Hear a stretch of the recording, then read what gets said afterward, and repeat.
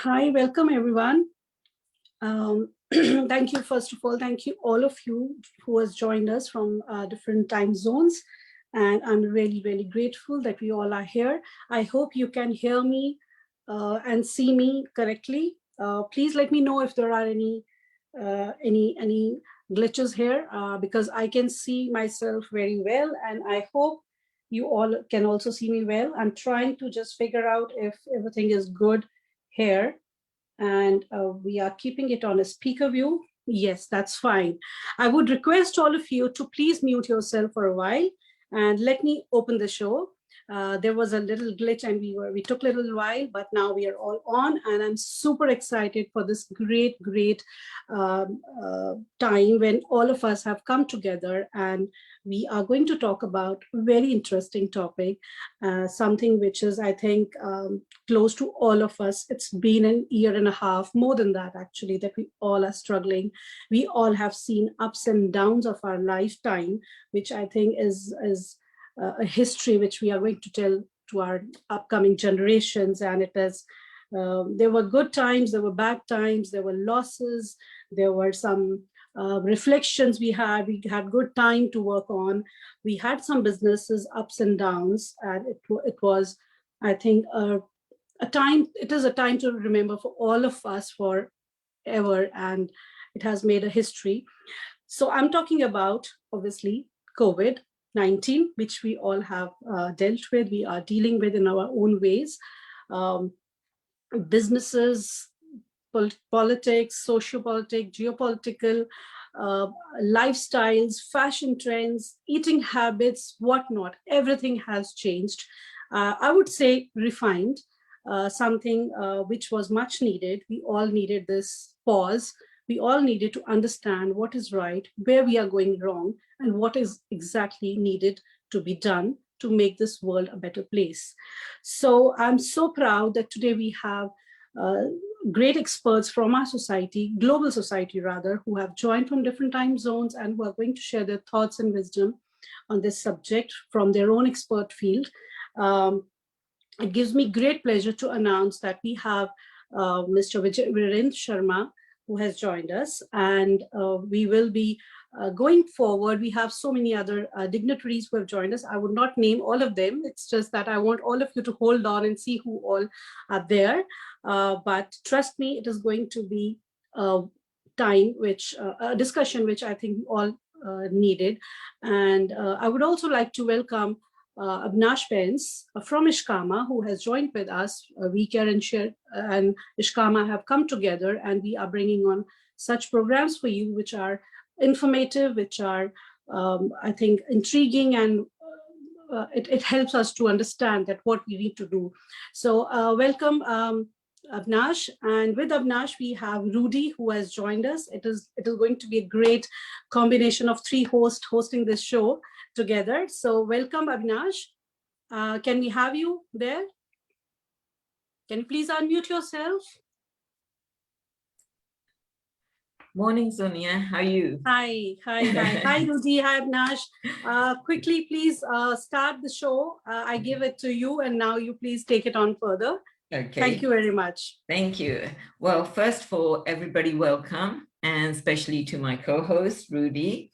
Rudy's not just my co-host, but he's a personal friend, and we have done a lot of things in the past together.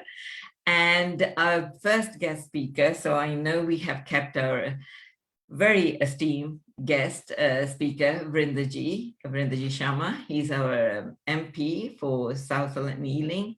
And I know he's taken his his valuable time out today, especially as it's a bank holiday weekend. So if I can start with Vrindaji, but I know, I can see Mahinderji, although I read your CV and so on, and I'm looking forward to learning and seeing everybody, learning from your experience and learning more information, especially as this is a program that we named Reshaping Life after the post-COVID effects that we are having. I mean, in Hounslow, we've just been told today as well that the figures are going up again. So I'm not too sure if the lockdown will carry on, or it may be lifted by June. So, but let's enjoy ourselves. The whole point of this series, of the show, is to learn from each other how you coped and how your clients are dealing with things, and life in general, and to have a time, and maybe to give knowledge to people that might be joining us and sharing this show with us. I'm going to pass it over to Rudy just to say a few words and introduce himself. Good day, everyone. And I'm really pleased to be here. Thank you, Abhinash, and thank you, Sonia. And yes, this is a really important topic, and particularly when we talk about the post-pandemic era. And as we know, the vaccine is our foundation of our way out of this pandemic. However, immune system support is essential for our health and well-being of all communities. So I look forward to speaking a bit more later on. Thank you, Abhi. Thank you. So Vrindaji, if I can ask you to start the show off for us, start the ball rolling, like they say. Thank you very much, Abhinashi, and good morning, or good afternoon, or good day, wherever you are. As I understand from you, Abhinashi, this is global. Yes. And people have a different time where they are at the moment. So it's to everybody, welcome. And thank you, especially you, Abhinashi, for asking me to join you. And my apologies from my previous experience when I should be here, but I missed it. I can assure you that in future, I'm not going to repeat that mistake. As you and everybody else so far said, the subject matter, reshaping life post-pandemic, is very close to everybody's heart. Whether you are a politician, you are expert in field, scientists, health specialists, or individuals, ordinary people who, in terms that we can say, it's very close to everybody. It's a mixture where it's a fear created in your minds and around you, or the second part is, which is the genuine concern on the basis of that when we look at the deaths, when we hear, as where Abhinashi living on my border, that Indian variant or any other are doubling up. So it's a fear and it's a worrying part. As nobody, irrespective of age, color, creed, don't want his or her loved ones to die. That is a fear in everybody's mind.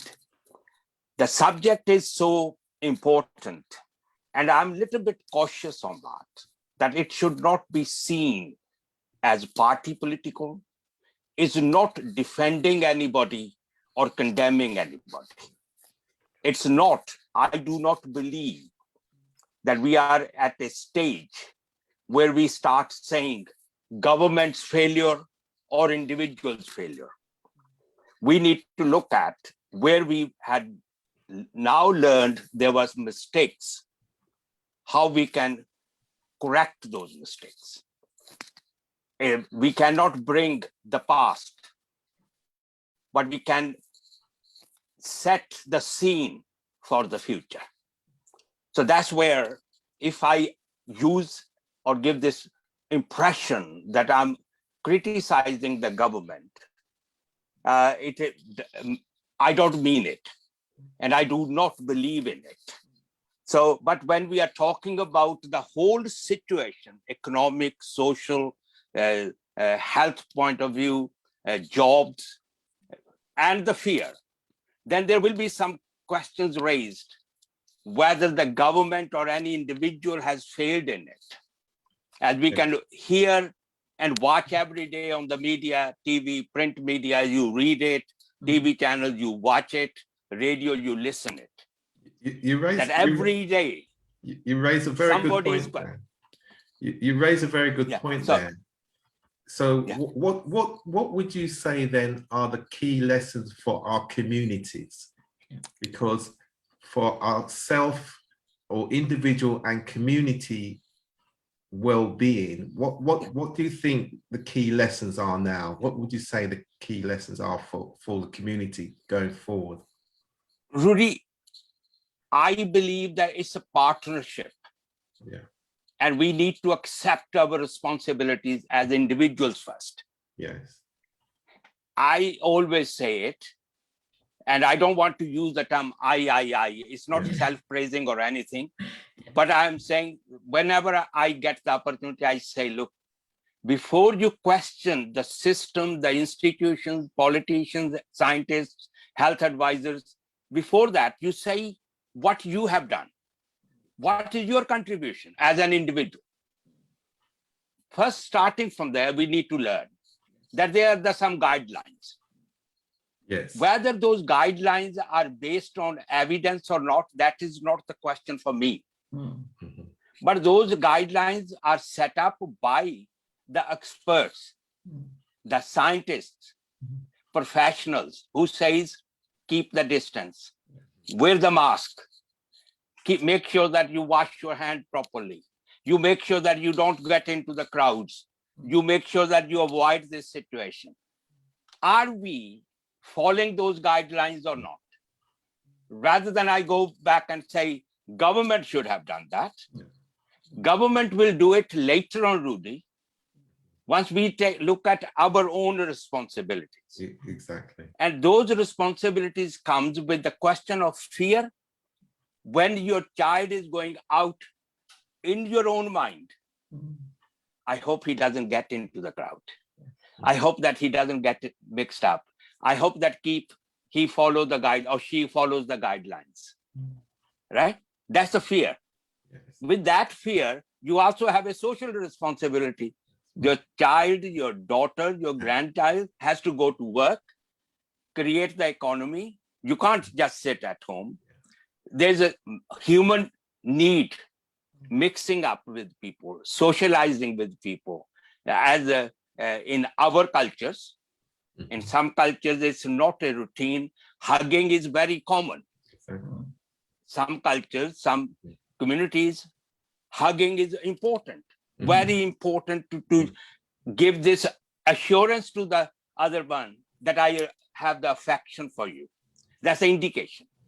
But at the present time, even the government, the scientists say, look, be careful, don't hug. It's a basic. So that's the first principle we need to follow. The second is what we can, I'm talking about not as a member of parliament, I'm talking as an individual, a grandfather, a father, a husband, a son. So with those combination of those relations I'm talking about, what we need to look at. Economy is down. There's no doubt. Everybody knows that. Whether it's the government late decisions or early decisions, but the fact is, Rudy, that we have that downfall in the economy. How best we can do it to make sure that improvements are made. It's only that if we have, I think something. It's just a continue. Okay, all right. That's it.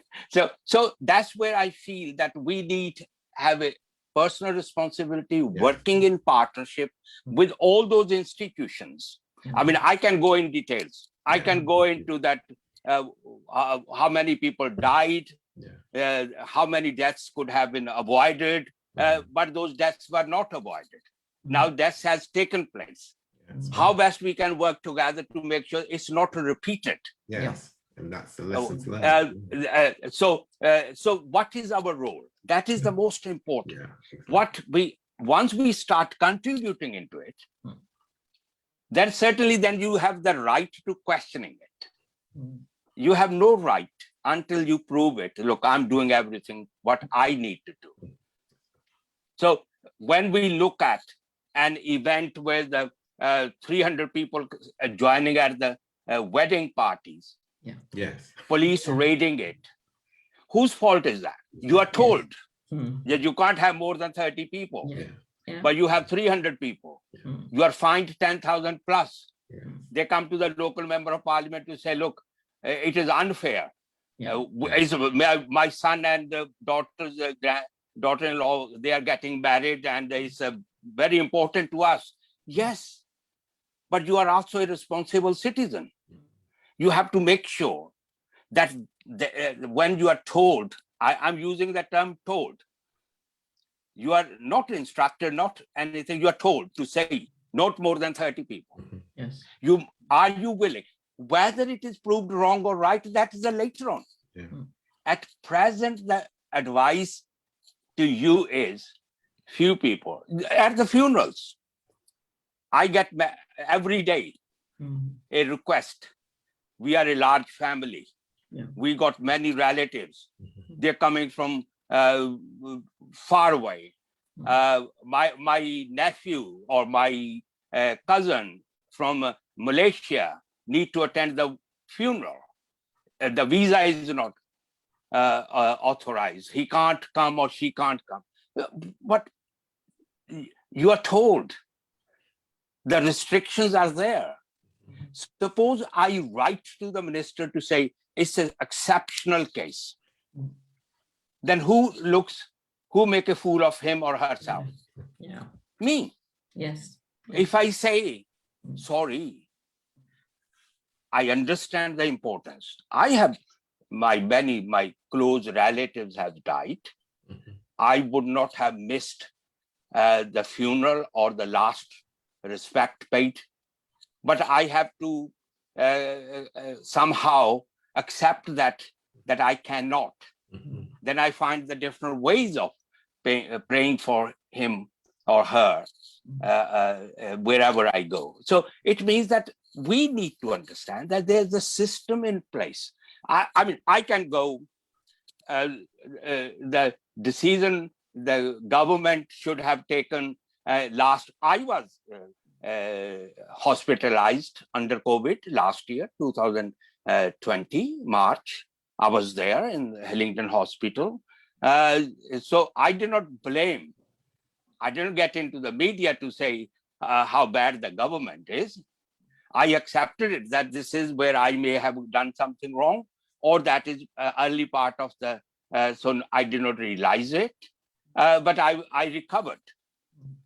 So I could have said that the government is not doing it. Government has failed. It has proved. If they had taken the decisions earlier, if they had followed the scientists' advice or the professionals' advice, maybe we could have avoided those deaths and the system could have been better.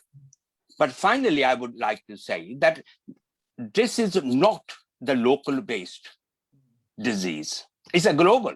Yes, definitely. It's a global, it's not.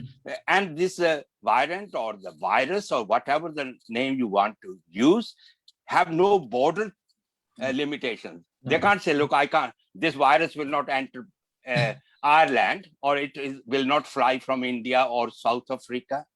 But one fear is there, which I have raised with the government. The government and the media need to look at. When you giving the names like such, has caused problems. When it was the South Africa, when it was initially China, and then they withdrew the name Chinese variant because they knew the trade pressures and the government's reaction from China. Then you said South Africa, it is Brazil, now Indian. You can move the sofa out. We got a large diaspora, Indian diaspora here. And I'm sure that some of your listeners today or participants, I know Mahindra is there, Mimi is coming, they are very important community politicians come activists, have responsible positions, has wider knowledge than me. But I feel it that I only done a Zoom meeting yesterday where I had more than 100 people complaining about that how they feel when the term Indian variant given, the business and the social impact of that. People are reluctant when they say Indian restaurant, they don't go, they're avoiding it. Fear of that is where I come, that fear created with the terminologies. Yeah. So we have to be extra cautious. And I have written to the government, I'm campaigning on that to say, look, for God's sake, withdraw all these names. Let it be a variant which is affecting the people, and we need to control that. And I'm also, when I hope that some of you have heard that when I was campaigning that these undocumented citizens and the visitors should have the vaccination, rather than saying what evidence you have, you are a British citizen. They are living in Britain, whether rightly or wrongly, whether they have the proper documents or not, whether they are the visitors, but they are in Britain today. Yeah. If they are not vaccinated, their government accepted that, and then it is now clear that anybody who is over 30, in my constituency, we got it from today, and tomorrow, anybody over the age of 30 just walk in and have their vaccination. And what I'm trying to say is that these are the responsibilities with the government. We as individuals need to be responsible citizens. Where we see the things are wrong, we can improve it. We should suggest it. We should raise voices on that, but it should not be based on any party political or any individual personal vendetta against anybody. I can go and start attacking the Secretary of State on health today. I could have raised with the Prime Minister, but I don't think this platform demands that. I will go to the chamber and I will take that opportunity there. But here I take it as a partnership role with the institutions, with the system, and the community in large, working together, making sure that this effect or impact of the variant is not on our future generations. I think, like you said, Virendraji, it's I'm from a civil service background anyway. And what I find is I always say to people, I worked under different governments, Labour, Lib Dem, Conservatives, and I'm a layman. So, and I strongly believe layperson. Yeah. I'm sure I will be questioned on that. And I strongly believe that, when people blame government, sometimes my simple policy is, who is the government? The people are the government. We are responsible, like you said, each of us, to make sure that we do what is best. I come from a background where you were born with the word seva, whether it was a langar at the Gurdwara or it was like helping somebody that was less fortunate. So for me, when I hear, each government, I think over the years have made certain mistakes, and I won't, I won't be able to say that, but I think we are doing everything, but I still see people, and I think that's why maybe in Hounslow the figures are going up a bit more, is that I still find that people are still not abiding by the rules. I pop outside, most people are wearing their mask and even gloves, but there is a certain percentage, for some reason, you tell them. This happened to me the other day. I was waiting to pay for petrol, and there was a lady as well. This man just walked in. And what I do find very irritating is the lady very rightly said to him, please wear a face mask. And he went, like, I don't understand, I don't. But when we went up to the till, his English was faultless. So, and I was just thinking, like you said, I am a mother, I'm a grandmother, and I have friends who have passed away because of this COVID, and I feel very angry. And I wasn't so angry when it first started, because I actually thought, first time in my life, I can sit at home and not be guilty about going to work. I don't have to go to meetings. I don't have to look after clients or do anything. But as time went on, you miss that love. I couldn't see my grandchildren and my friends. So you see, from that point of view, I think, yes, there have been mistakes made, but I feel that sometimes the buck has to stop at us as individuals as well, you know. And so I'm going to leave it there, but it's always very interesting to hear you speak, and I always enjoy meeting you. And I was hoping to see Mrs. Sharma, but you didn't bring her in. No, I mean, I'm at home, so that's Okay. the beauty. But I just, because after nearly 15 months, my daughter and her son came. So she is now doing the motherly role and the Oh, okay. grandmother role with the daughter. Well, But I'm sure she will come in a minute and say hello. Yeah. Oh, and this is what I'm going to do after 4:30. I'm meeting my grandchildren as well. Thank you very much, Virendraji. Thank you, Sonia.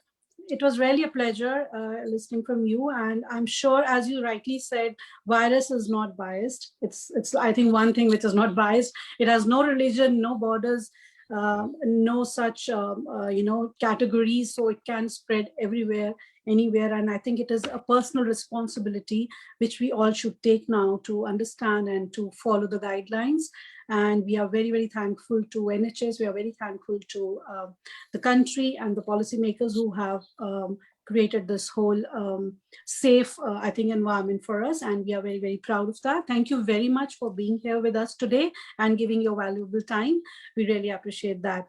So moving forward, we have, talking about virus, we have somebody who is a researcher and who has done a great study on viruses. I'm honored to introduce Dr. Bharat Pankanya, who has a widespread experience of advising on national communicable disease control action plans at national and international level.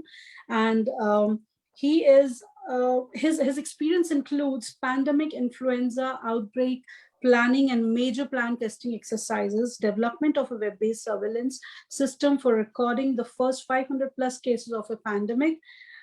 There's a lot more actually, so I would not take much of the time, and I would request Dr. Pankanya to please join us and let us know more about this virus and how we go forward with this, as we are talking about lots of things coming up, the mutants, the widespreading, and how it is, and what should be our take as a layman or as a common people, what we should understand about this virus and how we should handle it. Thank you very much.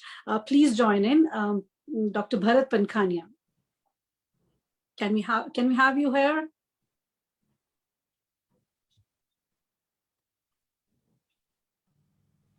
Namaste. Can you hear me now? Yes, absolutely. Yes. I think your video is still off, I believe. Oh, really? Wow. You just bear with me. Yes, yeah. Once more, click on that button, please. Sure.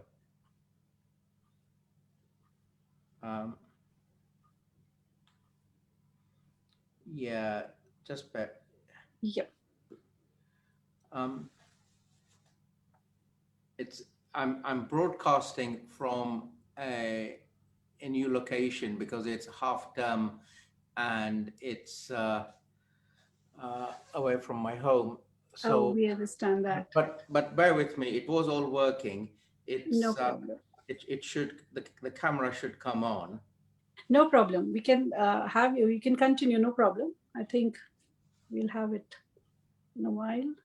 Some settings need to be done, I believe. Yeah, but what happens sometimes is Skype captures the camera, and then it won't let Zoom capture it. But bear with me. No problem. No problem. So Sonia, yeah, if we were just to go back to what we were talking about, the importance around the vaccine and everybody having access. So just to reinforce the point that whether you're undocumented or not sure of your status here in the UK, it doesn't matter. You can go to a vaccination centre. You can actually go to community pharmacies in your local neighbourhood and there's no Home Office enforcement procedures at all. And this is a concern with, with people not sure of their status, particularly in the African and Caribbean communities and the wider Commonwealth. Of course, the Windrush scandal has left many people not sure. So, so anybody who's got friends and relatives who may feel that they want to support them, they can, go into a local community pharmacy. It's safe. They can go to the vaccination centres. They do not have to register. Rudy, but not every pharmacy. Yes. Those selective pharmacies which is actually designated. Right, but when I say that. community pharmacists, you're right. What it is, there's certain pharmacists who will do, but others will signpost. The point is that every community pharmacist will signpost you, even if it's to the local vaccination centre or if they're vaccination centres themselves. Actually, that's a great step, actually, that's oh yeah, yes, we can see you now. So just to answer that question, it's absolutely clear. We, the healthcare givers, are not the policemen. Exactly. And the distinction has to be made very clear. We are here to look after anyone and everyone, and we are not interested in your immigration status. That's right. It has to be made absolutely clear. You turn up, we will immunize you.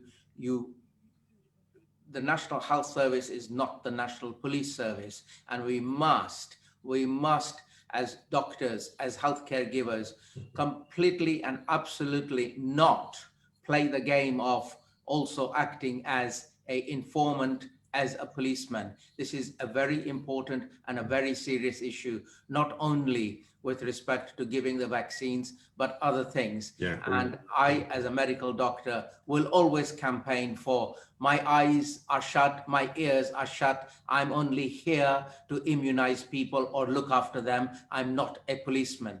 I used to do this work.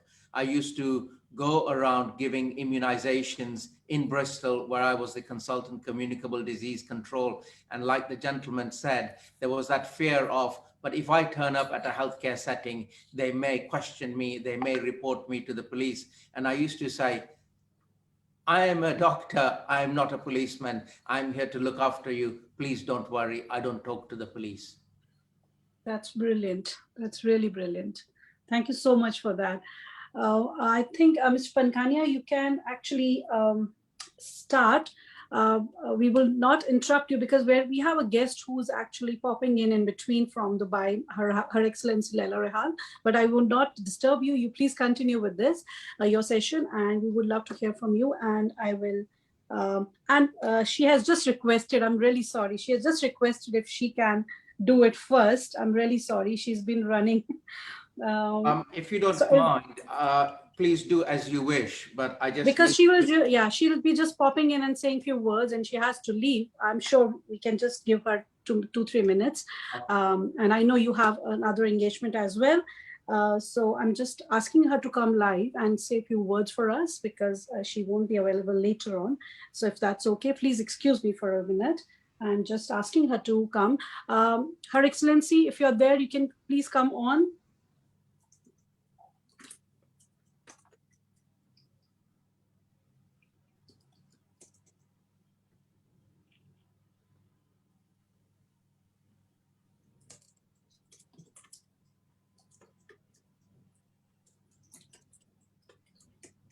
While we are waiting for her, she's just waiting for the link. Okay, hold on. I'm just inviting her now.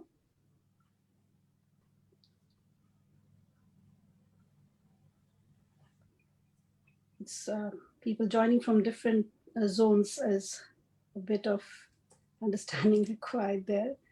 I hope she can just quickly make it.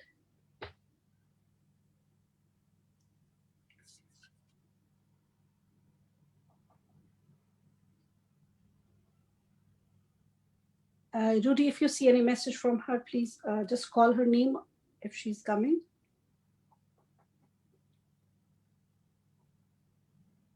No message. No?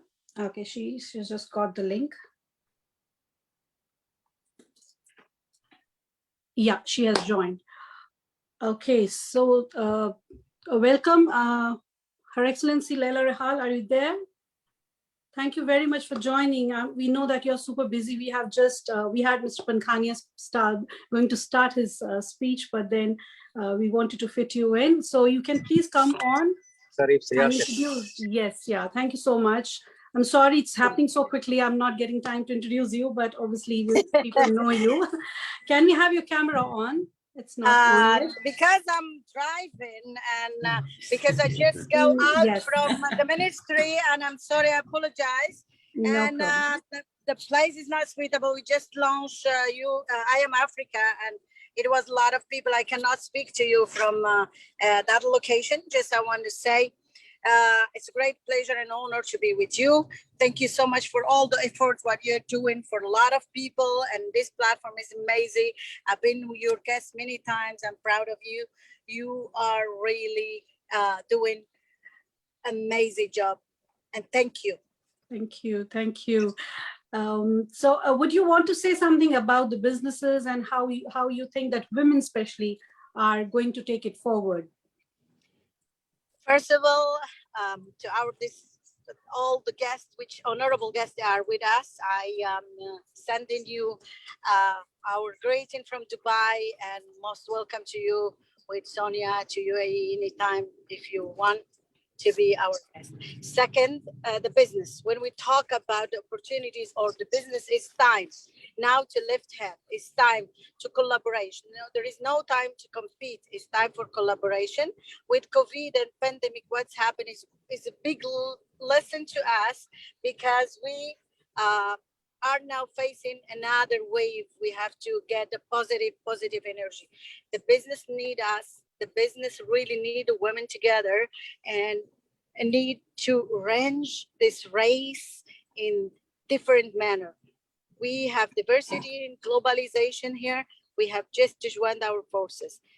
The business strategy need a right mind, and we have it, and need a funding, and we can outsource this, and need really before of that positive energy. So to me, it doesn't matter whom you are, from where you are. It's what the achievement, what is your target, how you can build your dream, how you can fix your goal, and that will come if we are together. So today the business need a big push, because what is facing now, the situation all falling down. So we don't have to keep that in our mind. Keep going, keep rocking, keep focusing in your business, and collaborate. Thank you. Thank you so much, Laila Rahal. And this is, I think, something which is really important, that this is the high time that we start collaborating than competing. And that's a great tip. I think we can take away from this, what you just said. And we know that you're doing many things to support female entrepreneurs around the world globally, especially your Africa mission is really going great. And we would love to hear you more from you more at a later stage. Thank you very much for your time. I know you're super busy, so thank you very much for this time. And all yours. Yes, yeah, thank you. And we will have you again once again when you have time. So thank you very much. We'll not take much of your time, and we will say all the best for your day, for the lined up things you have for today. So thank you very much. Thank you very much. My apology again No because problem. of the agenda, but I want just to say few words. There Yes. is no more me, there is we. And I think if we put our hands and forces together, there is a lot of things we can achieve.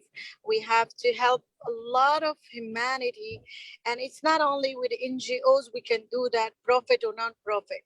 It's with together for strategy to build it up. And my door is open for you, as you know, and to everyone. That's why today we launched I Am Africa. It's not for Africa only.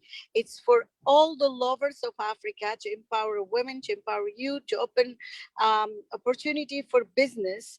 And as I say to you in our conversation, my lady, you are most welcome to Dubai with your people. We have a lot of things to do, and we have to get a new challenge, because If you see like Kodak before is doing great now with this digitalization and new phones, smartphone technology is not doing any more business. Nokia before, same thing. So we have to face a new phase of technology. We have to e-learning, digitalize our business, keep connecting, and you are putting us together in this great platform in virtual because you know that this is the future. And we have to Absolutely. support you also because you are doing this initiative many years now, and this 2 years you are rocking it, and we are proud of you. Really, your platform is making me proud of women like you and the managements with you because gathering us. So Thank you. today we have really to keep sticking to each other, to motivate each other, to bright together. And thank you for always bringing great mind and great people here. It's the future. Let's monetize this area in proper way, and we have to lift your hand first and to make this platform more bigger and bigger and bigger. I'm ready here to welcome you anytime you want to Dubai because I believe in great achievement you're doing with your management and the platform. Thank you again. And Thank my you. greeting from Dubai to you. Thank you, my sister. Thank God you. bless Thank you you. so much. Thank you, Thank our you. honorable guest. Bye bye. Thank you. God Thanks, bless. Rai. Thank God you. bless. Thank you. That's really a great gesture from Ms. Laila Rehal.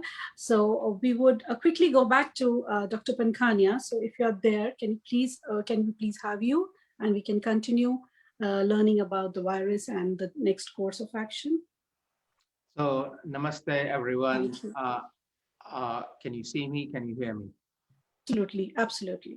Okay, so I'm going to keep it brief because unfortunately I have to also go to another commitment on Sky News in 10 minutes.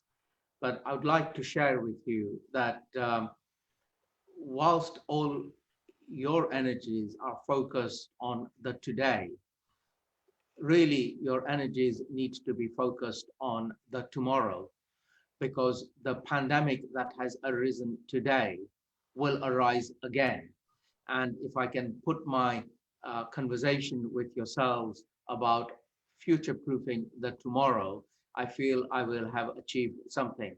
Of course, I'm here to also answer any of your questions on the current pandemic, as well as vaccines and vaccine technology. So with respect to the tomorrow, I really must emphasize please do not focus and waste your energies on this is laboratory manufactured. The evidence that I have read, that my learned friends have all read and considered, clearly indicates to us that this is a natural origin. So this is a virus that has come from horseshoe bats that has mutated and become infectious from horseshoe bats, special subclass breed variant of subspecies of bats, to a intermediary host, and that intermediary host may have been an exotic animal like pangolin or something, or even humans. And then it has gone from horseshoe bats to humans, or some other animal to humans, humans. And the point I wish to make is, if you do not stop messing around with the environment, if you do not wish to bring in measures of living in harmony with planet Earth, with all creatures, not going into virgin forests and caves and eating exotic things that are not meant to be eaten, then you are asking for trouble. And this is a clear example of pandemics arising as a result of man's incursions into the environment. We have evidence, MERS, we have Ebola, we have SARS-CoV-2, we have Zika, we have SARS-1, and the list is getting longer and longer, and the time interval shorter and shorter. And all of these, dengue fevers, for example, are an example of messing around with the environment. And when you mess around with the environment, bad things happen. Prevention costs a lot less than the treatment afterwards. So here we are spending trillions and trillions and trillions of pounds trying to recover from an infectious virus that can kill you, compared to if you had spent a few billion pounds in controlling the emergence of new viruses, a few billion pounds in having a global strategy of Vasudevai Kutumbam, which means the world is one family. We refuse consistently, persistently, all the time to act as one world. We always revert to nationalism. So suddenly when you are living in a just-in-time economy and you're relying on cheap PPE arriving from China and Taiwan and Malaysia and Indonesia, and suddenly they put a stop on it and say no more PPE for you, we suddenly become unstuck. So going forward, we also need to, like President Biden has already started to, is refashion what are essential items. And you need to, even if it costs you more money, make the essential items at your home country rather than rely on cheap, and cheaper still. Because the lessons are, when the next pandemic arrives, there is no guarantee that your PPE is coming by the container load from China for you. So learn the lessons with respect to important essential ingredients, manufacturing capacity, manufacturing items, and the needs of the nation. You've got to do it because the pattern is we don't really want to work in a trusting, faithful, collegiate, global community. Coming on to the question of vaccines, here is a clear example of the rich can afford to buy billions of doses of the vaccine and they start immunizing themselves, as the United States, as the European Union and the United Kingdom are doing. We are not well until everyone is well.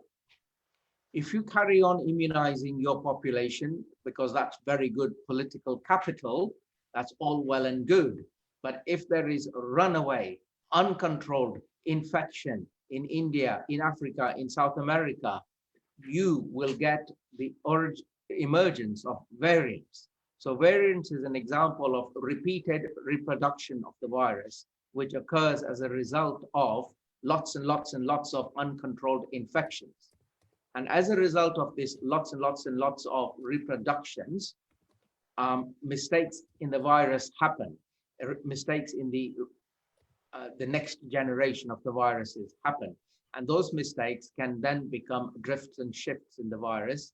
And eventually you get variants. And these variants they can go in any direction. They can go into the safe direction, which is they become dominant, but poor disease causers, in other words, they become innocuous, all well and good. On the other hand, they can go into the direction of more severe disease causing, more infectious. So my advice is, can you mute the other people, please? My advice is that we need to suppress infections globally because it is in our interest. We also need to support other nations with respect to their immunization program. We need to relax patents.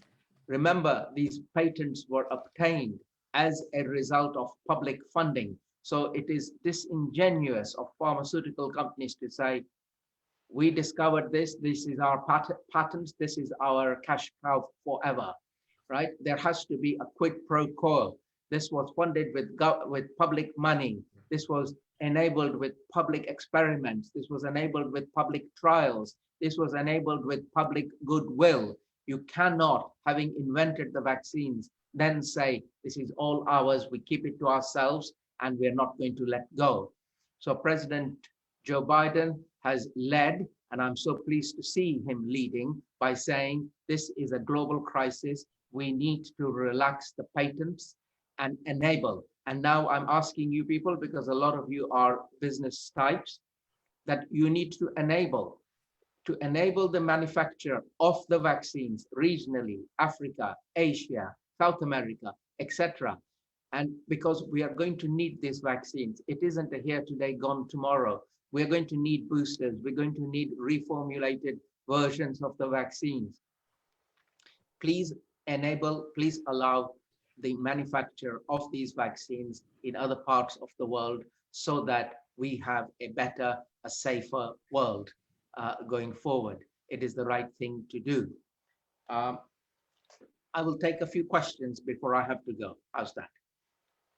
Yes, thank you so much. Thank you so much, Mr. Pankanya, for this information. We have a question from Mr. Jadeja. He's asking about why this is identified as Indian variant. So can we have this name changed? And, this is a bit odd and a bit weird for us to know that we being from Indian origin, obviously it hurts us, and how people are reacting to it, just because we are brown and, so Okay, are we let doing me answer anything that, about it? because Yeah. I have a clock ticking on one side. So, Oh, yes, yeah. Yeah, so my answer is as follows. Yes, we do need new nomenclature. We shouldn't be naming and shaming, so it doesn't achieve anything to call it Brazil, Nigerian, South African, Indian. How interesting. They call it the Kent variant. Yeah. You see, there are lots of people very clever at semantics and psychology and sociology.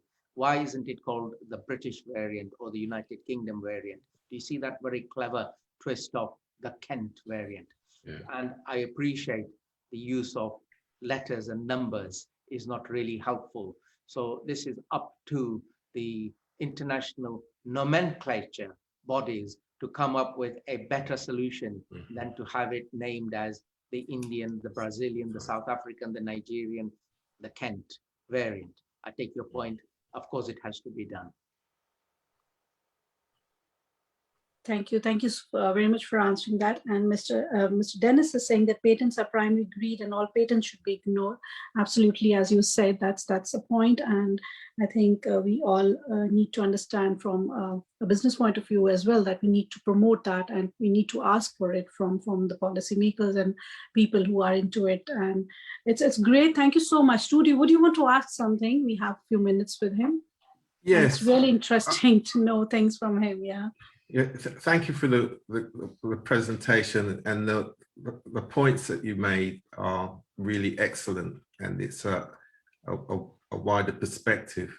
As we go through the pandemic, increasingly we want people to understand that their immune system and what they should be doing for themselves. Is there anything that you can say about that? Because obviously sure. COVID and all the underlying conditions that go across our communities has been quite a factor. It's very important to do what you can do.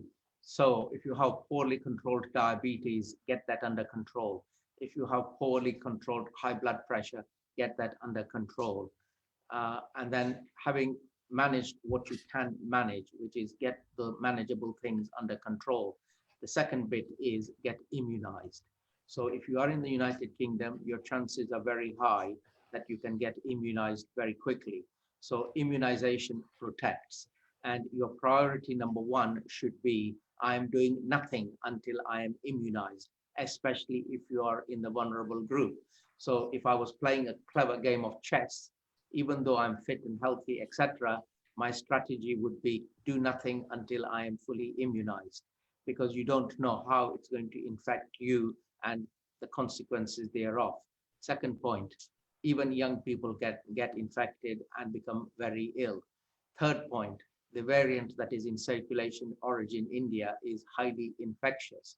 Therefore, up your infection control measures, up the mask that you're wearing. Number one, wear it properly. Number two, buy a higher specification mask and keep your connections with other humans to a minimum. So observe the 3 C's. Avoid getting close to people that you do not know. Avoid crowds.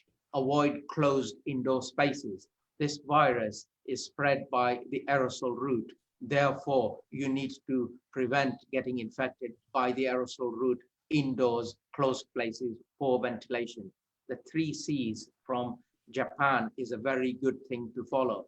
Avoid getting close to people, avoid crowds, avoid closed indoor spaces. Very, very important. Thank you very much, Dr. Pankanya. That was really interesting.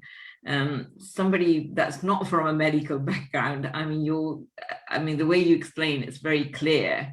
And I agree with what you say that we shouldn't, because I'm very much into the environment myself, we shouldn't be interfering. We should be protecting it. You know, in the past people knew, and it's so refreshing to find a medical, especially somebody of your status, mentioning that and not cutting, you know.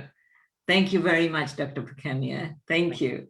Environment is our life. Our Yes. life is our environment. Yes. If you mess with the environment, you will die. So with respect to global warming, environmental degradation, I keep on telling my medical students, no food, you will die. Yes.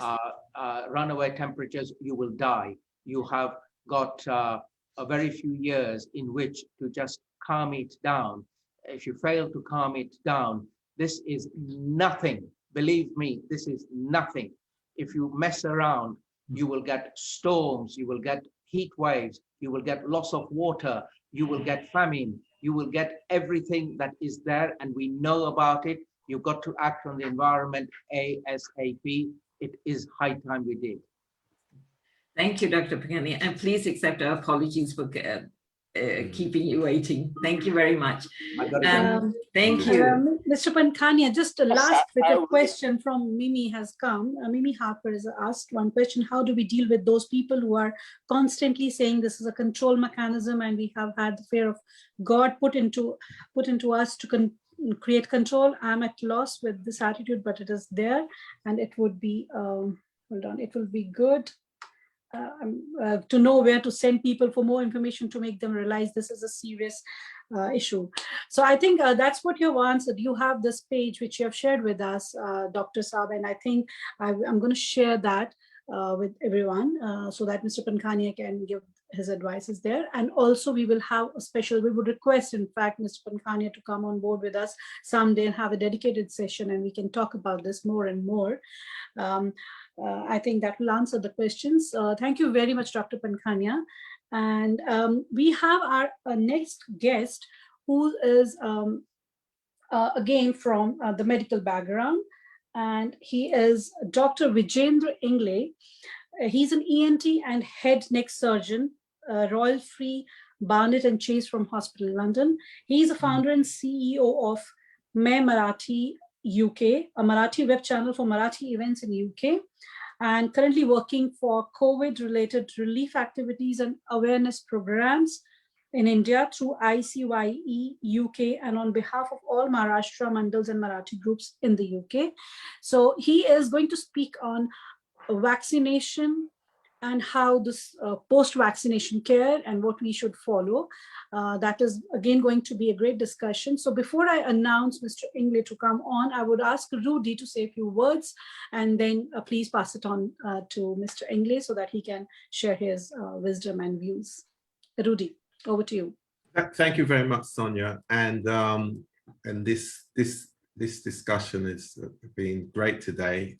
I am fortunate in terms of professionally, I do work in this area as an advisor. So I've been running, commissioned by NHS England and NHS England Improvement, what's called vaccine confidence dialogues. And it's about ensuring that our communities are informed, reassured, so that they can make the choice, which is so important. But going back to last year, in terms of when COVID hit us, really, when we were in the middle of the challenges and trying to understand, we focused on the priorities of mental health and spiritual well-being, because we could see that that was really impacting on everybody. Also, the fact that now all of us were all of a sudden having to use Zoom, and the use of technology. So now was about digital innovation and systems alignment, as was mentioned earlier on, that it's essential to collaborate, and we are getting a systems shift. And then thirdly, our priorities were around succession planning and youth development, which has been touched on. So in my work then as a policy implementation specialist, so we always say we're values led. So we say values of respect are the common ground for all of us, regardless of our background and status. And as we've heard earlier on, that the virus does not discriminate. And so it's important that we all collaborate. So collaboration is great, is our campaign. And we have a simple conceptual framework as we go through the pandemic, and in terms of the work that we do across health, community, and international trading services. And that's to create a lifelong 21st century skills legacy. And when we talk about 21st century skills, we mean those skills of collaboration, communication, creativity, and critical thinking. And now it's about inspiring, inclusive, peaceful, caring, and enterprising clusters within neighborhoods for youth development, community economic well-being, digital innovation, sustainable engineering, and civic participation. All these things now are essential in terms of how we transform and sustain our communities as well. So, and the countries that we are currently operating in, and I was pleased to hear excellence earlier on, are UK, of course, Jamaica, Ghana, South Africa, and Montserrat in the Caribbean. But one thing I know from my dialogues across those countries is that many of the issues are being felt the same in terms of communities. And I guess at some point we'll have an opportunity to talk about mental health and spiritual well-being, because that's really an essential part of how we're all going to get through this pandemic. So absolutely, that's very much important, because it's not only physically we are drained, we are emotionally, we are mentally drained, totally drained. And I think it is important that we run such sessions, and surely we'll plan and we'll talk about that separately. So thank you very much, Rudy. And I would like to request Mr. English to please come over, and we want to hear from you now. Mr. Vijayendra English, can we have you? Yeah. Hello, namaste. Namaste, welcome, Mr. English. I hope I'm saying your name correctly. Yeah, that's right. It's Vijayendra English, and that's you pronounced right. Thank you, Sonia ji, for your kind words. And I would like to thank all the organizers for invitation, especially Mahendra Singh Jadeja, Dada, who said that, can you say you're doing so many things for Maharashtra Mandal and through ICY in India? Why don't you just join us and say something, whatever you're doing now? So at present, we are having, just to share with you, and if someone has any specific suggestions, we could take that. On behalf of ICY, Indian Chamber of Youth Entrepreneurs in UK, we are having a program with some states to have a different languages question and answer session with public in India, in rural area particularly, where we don't give any introduction or anything, we just take question answers, and we are taking, at least in last 15 days, we have done 6 sessions of 2 hours to 2.5 hour sessions. So if somebody wants to organize something like this, a direct question answer session with 2-3 doctors from UK, 1 or 2 doctors from India, and directly questions from public, like they are in the hospital, they are at home, their parents are in the hospital, somebody wants vaccination, so they can directly ask questions. So if somebody wants to do that, please communicate with Dada, Jadeja Dada, and we can arrange that whenever you say. Thank you. That's really interesting. So coming to the topic now, thank you so much. And we collaborate, and whatever we could, I think we should do the awareness. And as you had rightly said, there is some mental health issues also because of loss of job and other resources getting already gone down. So that is also to be looked after. So we did have one mental health session where people were very disturbed and at home and they were asking questions. So I think that also is a good point, and we can take it forward all together as a group.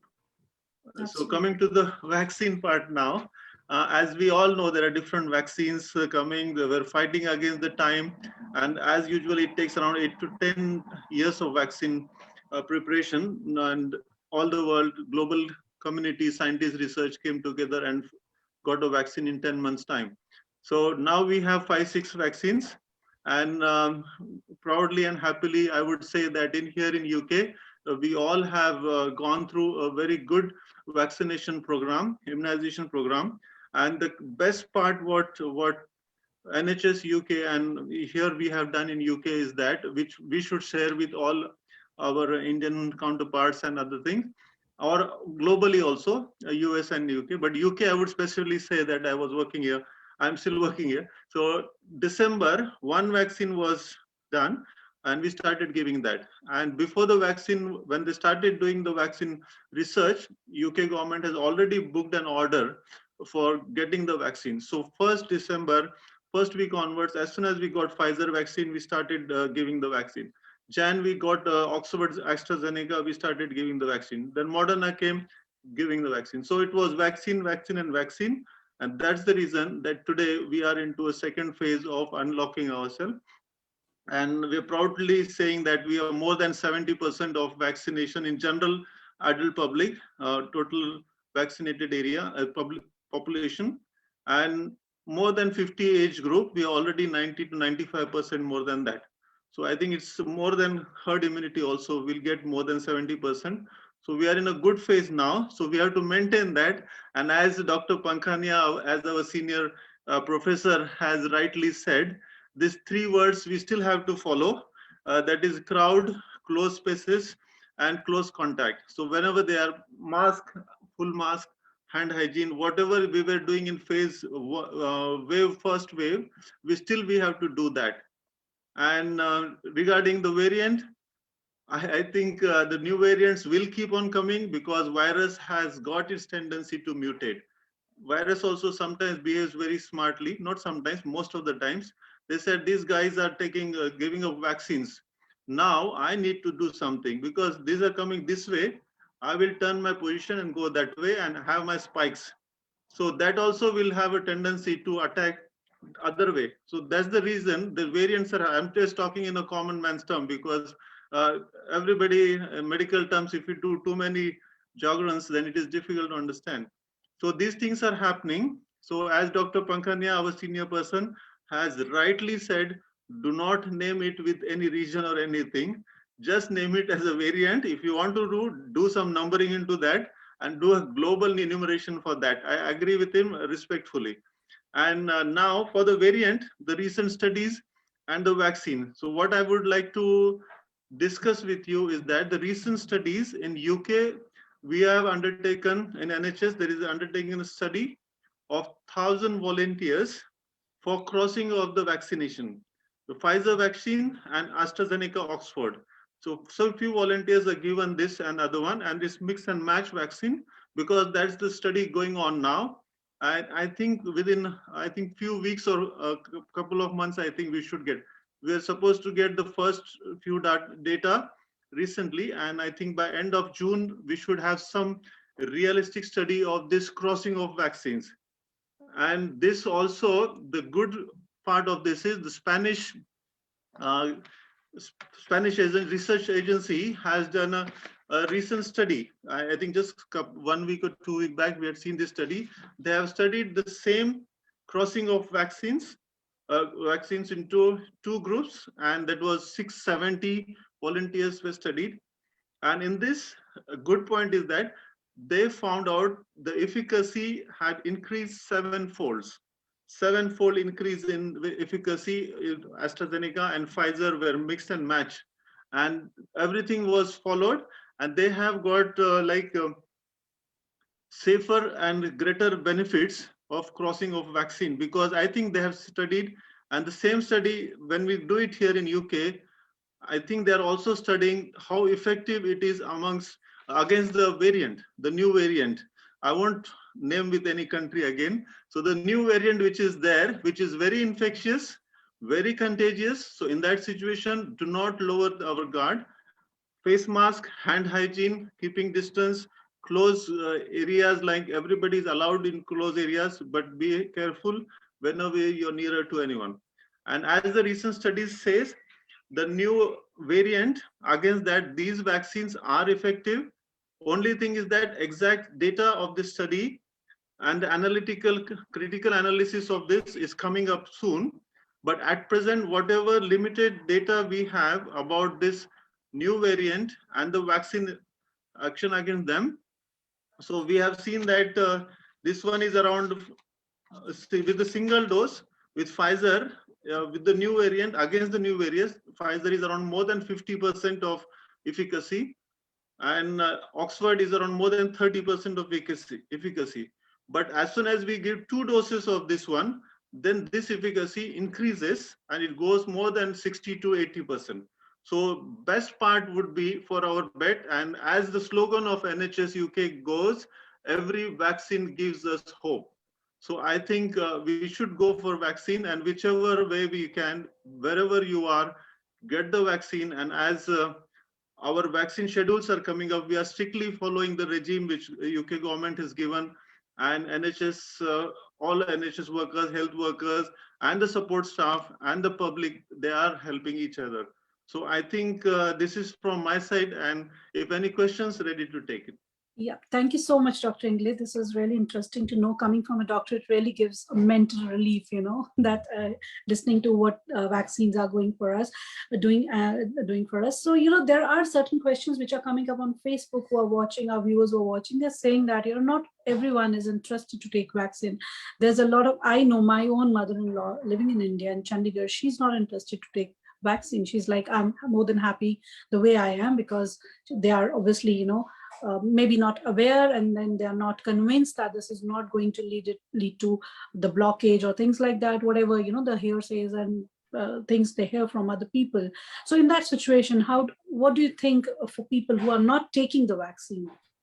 I think we should convince them, try to convince them that vaccination is the only hope for everyone. And if you have taken the vaccine, and you may still get COVID, but the severity of that we have seen it, that it's not as severe as before. In mild to moderate, we have doctor friends who have got COVID after vaccine in India, and I have seen them within 7 days, they are fine and they're back to work. In 14th day, they are back to work. And apart from that, the recent study in India, what is shown, IMA has come out with this study, and this 248 or something, or more than that, but 248 health workers had died, doctors had died in India in the second wave. Out of this, only 3% had taken the vaccine. Yeah, exactly. Can you imagine 3% of that? So that shows the difference. And for us here in NHS UK also, first wave, many of our unfortunate incident that many of our colleagues and health worker friends and doctors, they pass away. But the thing is that in the second wave, when January and February and March, most of the health workers and doctors were vaccinated, and that's the reason you hardly see any number there. Mm-hmm. So I think that's a written proof and documented proof that vaccine does help. And as everybody knows, that some of the other complications here and there would be there, but vaccine is the only answer wherever you are. And convincing people is very important, is talking to them, awareness, because there will be WhatsApp university messages will be there. There will be friendly neighborhood answers saying that, oh, I have taken, but I still got COVID. But still it is there, but you're still alive to tell that you got a vaccine. And that is the difference, because you are alive to tell that I got a vaccine, I got a COVID, and I'm still alive. Yeah. So, Doctor, one of the Ishika, who's from India, from Delhi, she's asked, when will the vaccine be available for the children, for the kids? For the kids, I think the recent study is going on. Up to 16, it is still available at the moment in US also. And the pediatric age group, the study is still going on. Most probably very soon, I think the data will be available, and I think it should be ready for use.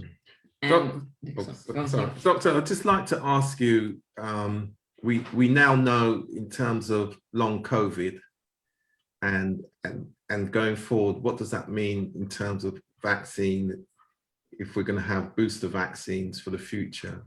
Yes. So I think it's, as you all know, that flu jabs we take every year, who are like many people, it's a voluntary one, obviously. They take it, whoever is vulnerable, they take it. High risk people, they take flu jabs every year. And this is at present is the future for us, unfortunately. What will happen is that, one more thing I would like to tell you, UK government has already ordered a good number of doses for a booster dose for all of us. And that is ordered for 6 months from the, I think it was ordered in March, so 6 months from then. So we will have a booster dose in 6 months time after our vaccination. And till that time, we will have a data about the immunity and the antibodies and the levels which we have in our body after taking 2 doses of vaccine. Because it's a new vaccine, new disease, we still don't have enough data saying that if you take these 2 doses of vaccine, this many months, you will have this many antibodies. And after that peak, it will go down. So we don't have that study yet. It's going on. It's a massive study going on all over the world. And UK also, we are also having this data, analytical data going on. So we will have that study. But at the moment, we have this 6 months booster plan in UK, at least, that I can say. And what do you think of the use of dogs to sniff people who have COVID? Well, unfortunately, I don't have any data available. That is from my colleague. Actually, I have not studied that, and neither I have read about that, so I can't. This is I don't know if Dennis is having a laugh. Dada can tell something about this. And what about, Doctor, what was concerned to me, I have a lot of quite a few staff who are from India, and they were telling me that they get news every day sometimes that if any of the people, in their villages or whoever has a vaccine, they seem to die. Is that because that vaccine is out of date or what? I mean, I was quite shocked to hear that. Sorry, I didn't get that. What did you say? I had like vaccine and they died. Yeah, they said that's in India, not here. And because they were telling me, because I was a bit shocked at that time, and they were saying that in India people are scared, they don't want to have the vaccine because every person that they find has the vaccine, and they died. And I said, oh, that can't be true because I don't think that is realistically true. Because there might be 1 or 2 cases here and there, which is immediate death after the vaccine. It can be an anaphylactic reaction because of that, one thing. And second thing, they might be having some other comorbidities. And they might have got, suppose I take a vaccine today. Okay, and I have to get that immunity level up. So it takes at least 2 to 4 weeks, that immunity to go up. And suppose if I take a vaccine today and I had been into some infection and I got the COVID 2-3 days back. So I won't have some symptoms today. By the time my immunity comes up, the COVID is catching me. And they think that after vaccine, what happens is before the immunity gets up, the COVID has caught you and gone into your lungs. And then it's fibrosed and it got like that. So it is possible, but I don't think it's exactly direct related to any death or something like that. Excellent explanation, because we always say that we want the experts and the scientists to explain to the public as though they're talking to a 14-year-old. So it's really a layman, in other words. We don't want all this jargon. We want to be told. I think these are the very practical questions we came across in last 15 days. We are having awareness program, and in different languages actually. In rural area, like we had 3-4 doctors, and at least one doctor is knowing at least 3 languages. So we could cover at least 8 languages in one show, and we had 2.5 hours of session for this six shows in 15 days. So this was like that. So what was happening is that at one question was that one from Maharashtra, one person asked, young guy around 30 years something, I don't want to take vaccine. I will wait for a single dose vaccine. So shall I do that? I said, I can't tell you to wait for that one, but don't forget, COVID will not wait for that. COVID will not say, oh, he's getting vaccinated after 2 months when the single dose vaccine comes. Till that time, I should not go to his house. It's not like that. So you decide now. I'm not here to tell you to take, but my opinion is to take wherever you are, whatever vaccine you get, take it, because at least one dose will give you at least 50% of chance to survive. Yeah. And I also think what we are doing here through the NHS is that a lot of the centers have opened up that if they're not used up at the end of the day, they're putting it out through the, the various connections like neighborhood and so on. So if you can go after 5 when they finish giving the people who are appointed, which means they're not wasted, which I think is a very good initiative here by the NHS. And even the GPs also, like GP surgeries, they are calling. Recently in our area, I live in Enfield, and in Enfield, like many of our younger generation also has got, like my son also, he's in first year uni, he also got his vaccine. Oh. Well, thank you very much. And where do you work, doctor? In Enfield? I work in Royal Free London, Main, and then Barnet and Chase Farm Hospital, Enfield. Okay, right. So London, my area. Thank you very much. We have really enjoyed this because it's been down to earth, not with all the medical jargon, which puts us to sleep, a layman.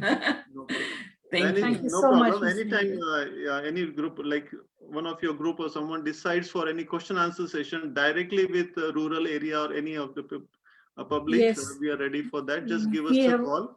We are just call away, and Jadeja Dada is always there. You can absolutely. I'm so glad that you were introduced to us through Mr. Jadeja, and surely we will have you again. I think it's a lot of information, a lot of things which are coming up, new researches, new WhatsApp messages, which we really want to, know the facts. And yes, about the sniffing dog and things, we really need some information on that as well. I will go and read now. Yes, please do that. Please do that for us. And Dennis, we will have an answers for you. So we will surely announce very soon that when we will have you next. So Judy, can we, thank you, Rudy, thank you so much, Rudy. Can we have quickly our next guest, please?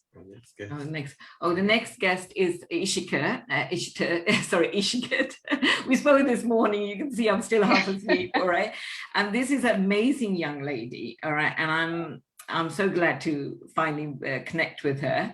She is the founder of India's only customized natural skincare, which is a high achievement for a beautiful young lady like her. But her goal is to help clients achieve their skin's goals naturally with natural products. Moreover, she's the only certified soap maker in India. Isn't that amazing? All right. And she's helping people with their passions and turning that into opportunities. But I'm going to pass it on to her because I think she would do more justice. So we look forward to your speech. And so welcome to the show, Ishita. Thank you. Thank you so much. Thank you so much, Avinash. And namaste to all. I am Ishita from India. And we've had a lot of discussion around India since then.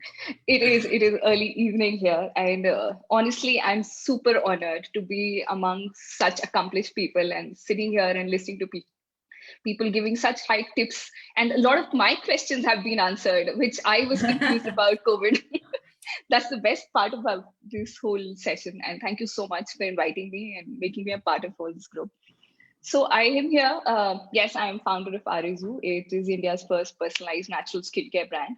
What we do is we touch people's lives, be it our customers or our stakeholders. We're trying to get personalization and custom skin rituals into the lifestyles of everyone, and especially with COVID, where everything is getting digital and yes, touching people's lives and talking to people is getting tougher. So we're just trying to get a little more personalization aspect into the whole beauty industry. Now let's just talk about how we've been talking how the world's been evolving thanks to COVID. Let's just talk about how the skincare industry, the beauty industry has evolved. And the next statement I'm going to make is going to make everyone laugh, but it is the truth. The soap is the king. Every brand Every beauty brand, be it makeup, be it skincare, we all have come down to the basic of soap and sanitizer. Let's just look at it that basic hygiene has become a very important part of our lifestyle now. You know, our moms used to run around after us, wash your hands before taking lunch, wash your hands after you come out. And we just like, okay, what is mom saying? But now that is what every one of us is doing. And so the whole industry, as humans, as every one of us, have transformed and become, basic hygiene has become very important for all of us. It's just evolved everywhere. Every company, every consumer brand outside in the beauty industry or in the skincare or makeup have switched to it. And when you look at it, the whole beauty concept has just moved away from pampering yourself or just looking at it as a special day thing into more of holistic wellness.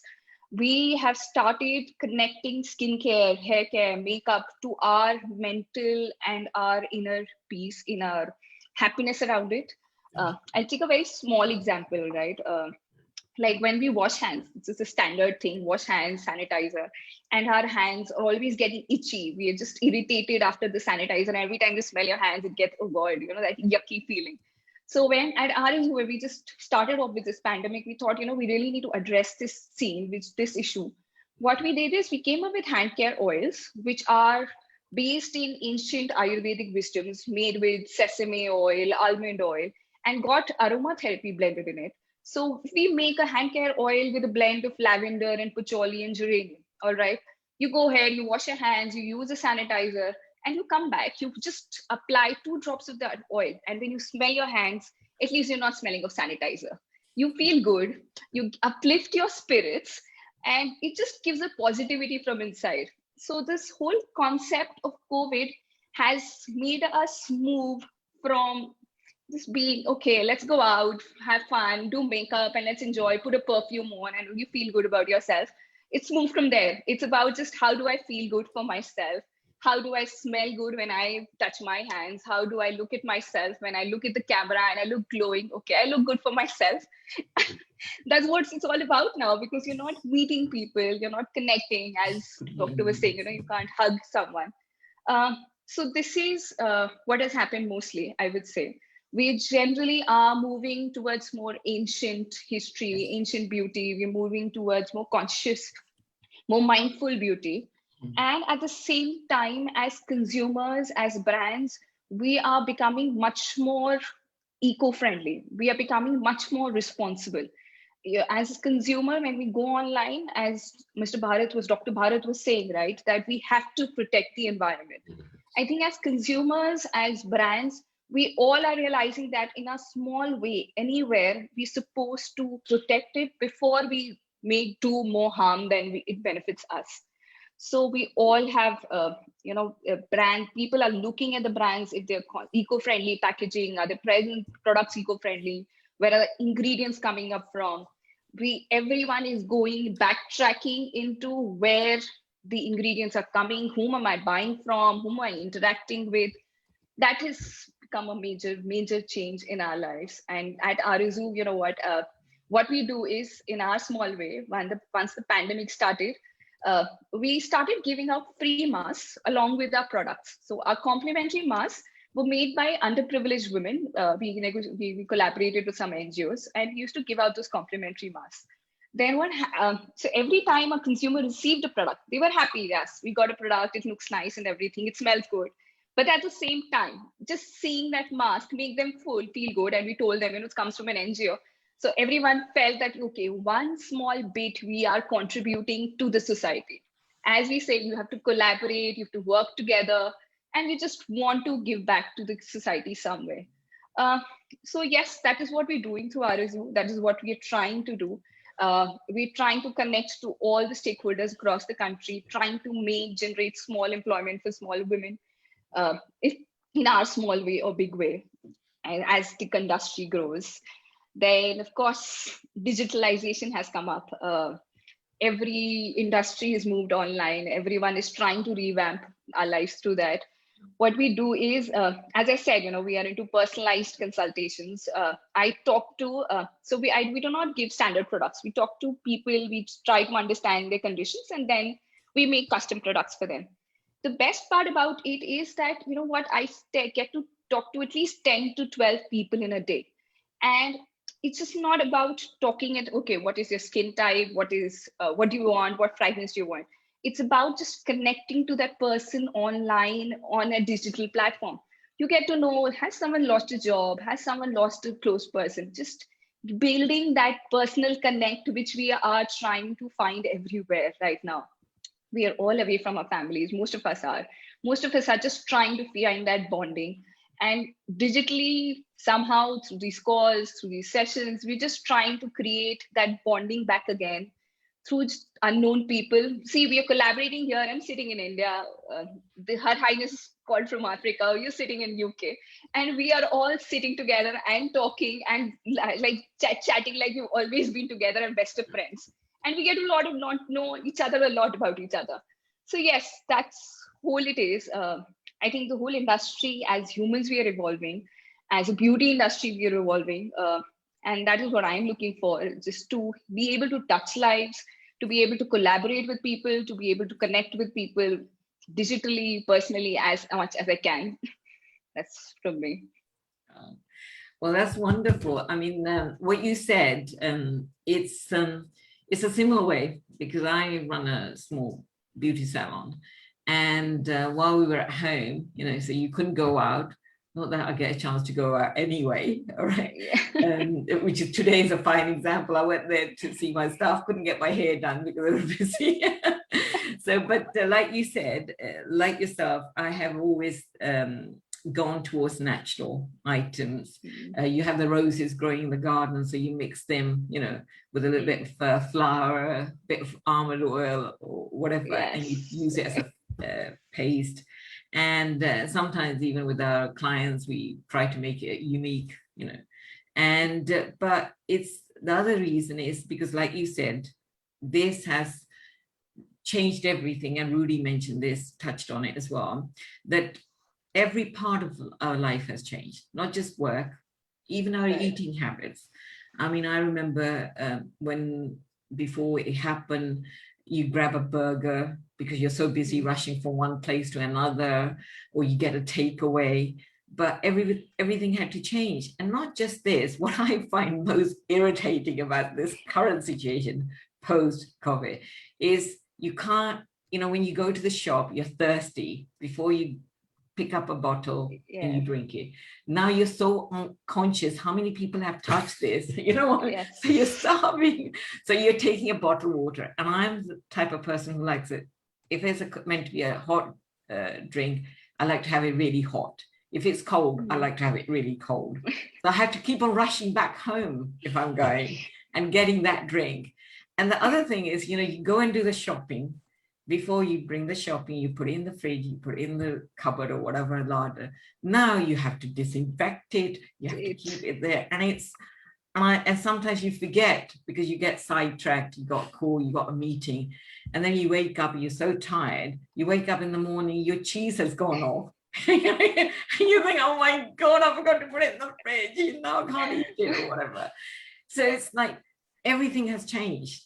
And I find, you know, but the main thing, what I find most enjoyable is that now I don't like Zoom meetings that much, I'll be honest. I like the personal contact. I like, you know, meet whichever conventions I go to internationally. I like to, afterwards, a group of us meet together and we exchange ideas. Like I do Reiki or healing or whatever. So, you know, we get together after you've done the speech, but it's that personal contact I'm missing. What do you think? Is that what you're missing as well? I think that everybody is missing that. We just can't get over that.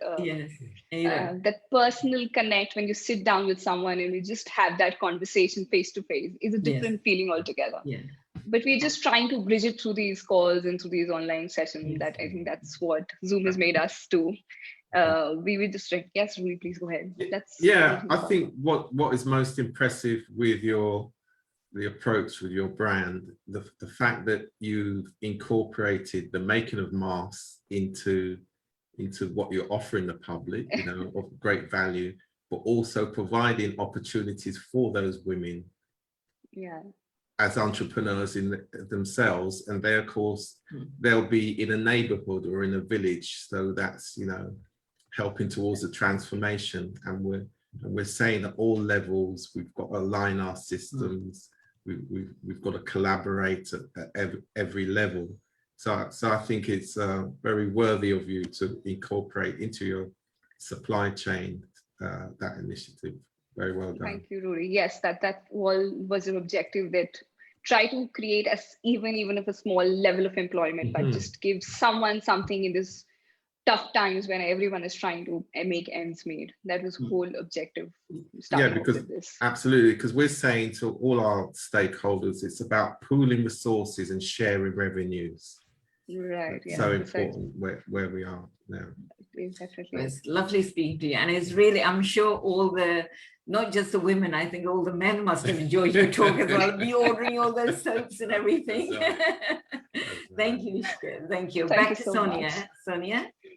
Thank you very much, Ishita. I just wanted to add, you know, I am really struggling with my lipstick stories. You know, I'm so fond of lipsticks, and this, and then you know that you have to wear a mask, and obviously, you know, it's now. So I'm trying to settle down. I'm at peace now with going without lipstick. Just for Zooms now we have it, but I just wanted to say that. But thank you very much for this great piece of information. It was really refreshing to know somebody from the skincare industry talking about things, and I'm really grateful. And surely we'll catch up soon on other discussions as well. So who's our next guest? Sonia, it's just Mimi, as you know, I told you, she's involved with the election. Could we bring her in after Kristen, if that's possible? I think we have Mr. Jadeja. I think we need to check with Mr. Jadeja for that. Mr. Jadeja, are you okay with that? It's fine. There's no problem. Yeah? We should accommodate each and everyone. This is our duty. This is really, you know, I'm just requesting everyone. No, it's our family, and we have to make the most out of everyone. Obviously, and it is really interesting to hear from everyone, and I really do not want to miss anybody. We want to obviously, you know, take care of everything. So thank you so much, Mr. Jadeja, for your understanding. And let's have Christine now. Yes, Christine, I'm gonna get Rudy to do your introduction, and because I thought you're a young man doing it rather than so Rudy, over to you. Thank you, Abhinash, particularly for the young man element of it. So Christina, is it Hatley? Hatley, yeah. Right, CEO and founder of, is it Buis? Bevice. All right, Bevice. Okay, international business strategist with experience of over a decade. The winner of the fifth Crimean International Advertising Festival. She's a great example of women empowerment and who's open for all opportunities. Great, and we look forward to. All right, so yes, we look forward to hearing from you. Thank you, Christine. Thank you. Thanks a lot. Thanks a lot, Abhinash, Sonia, for inviting me to join you. Actually, I'm representing today the Middle East and the CIS countries. Okay, yes, okay. So yeah, I'm half Lebanese, half Ukrainian. Very glad to be here with a global international community like you. Actually, as I want to say that being international experts in international scaling, we are working and dealing with different businesses in different fields and countries. And what we say from the business side, actually from the social and business side, what's happening now, we have a gap, a little gap between businesses. In one hand, we have digital help us to deal with each other, even with unknown persons like me joining you today. But in other side, we have a big gap between businesses related with the credibility, related with the we have to create such credentials for between the companies to deal with each other. The businesses are the people as we know. So the upfront, everything happening now, we have to prioritize the people, to make the people loyal in the companies, to be loyal by yourself, to challenging our mind, our way of thinking, our way of acting, to deal with unknown, even unknown companies or potential partners, or collaborating with different companies worldwide, just to help ourselves for the first side, and to help the communities, the markets, to go through the new solutions, new vision, new solutions, to give ourselves a chance to make a disruptive things in our fields, or no matter where we are, or no matter what we are doing, but the fresh view from different sides. So could the different experience from the different countries and different fields could help us find the best solutions for our markets or businesses and fields and customers. That's why we have for to be open for the new collaboration, new partnerships, to be open, even if no matter what is the side of the company, no matter where we are, talking about the global brands like no matter Adidas, Pepsi, no matter what is the global brand, or talking about the local brand like Ishita in India, it's a great to have to give ourselves even the opportunity to look outside how it's happening in different countries in the same field or in other fields, what we can bring from there to put it in our business to improve our customer experience or our business. It's what is happening now.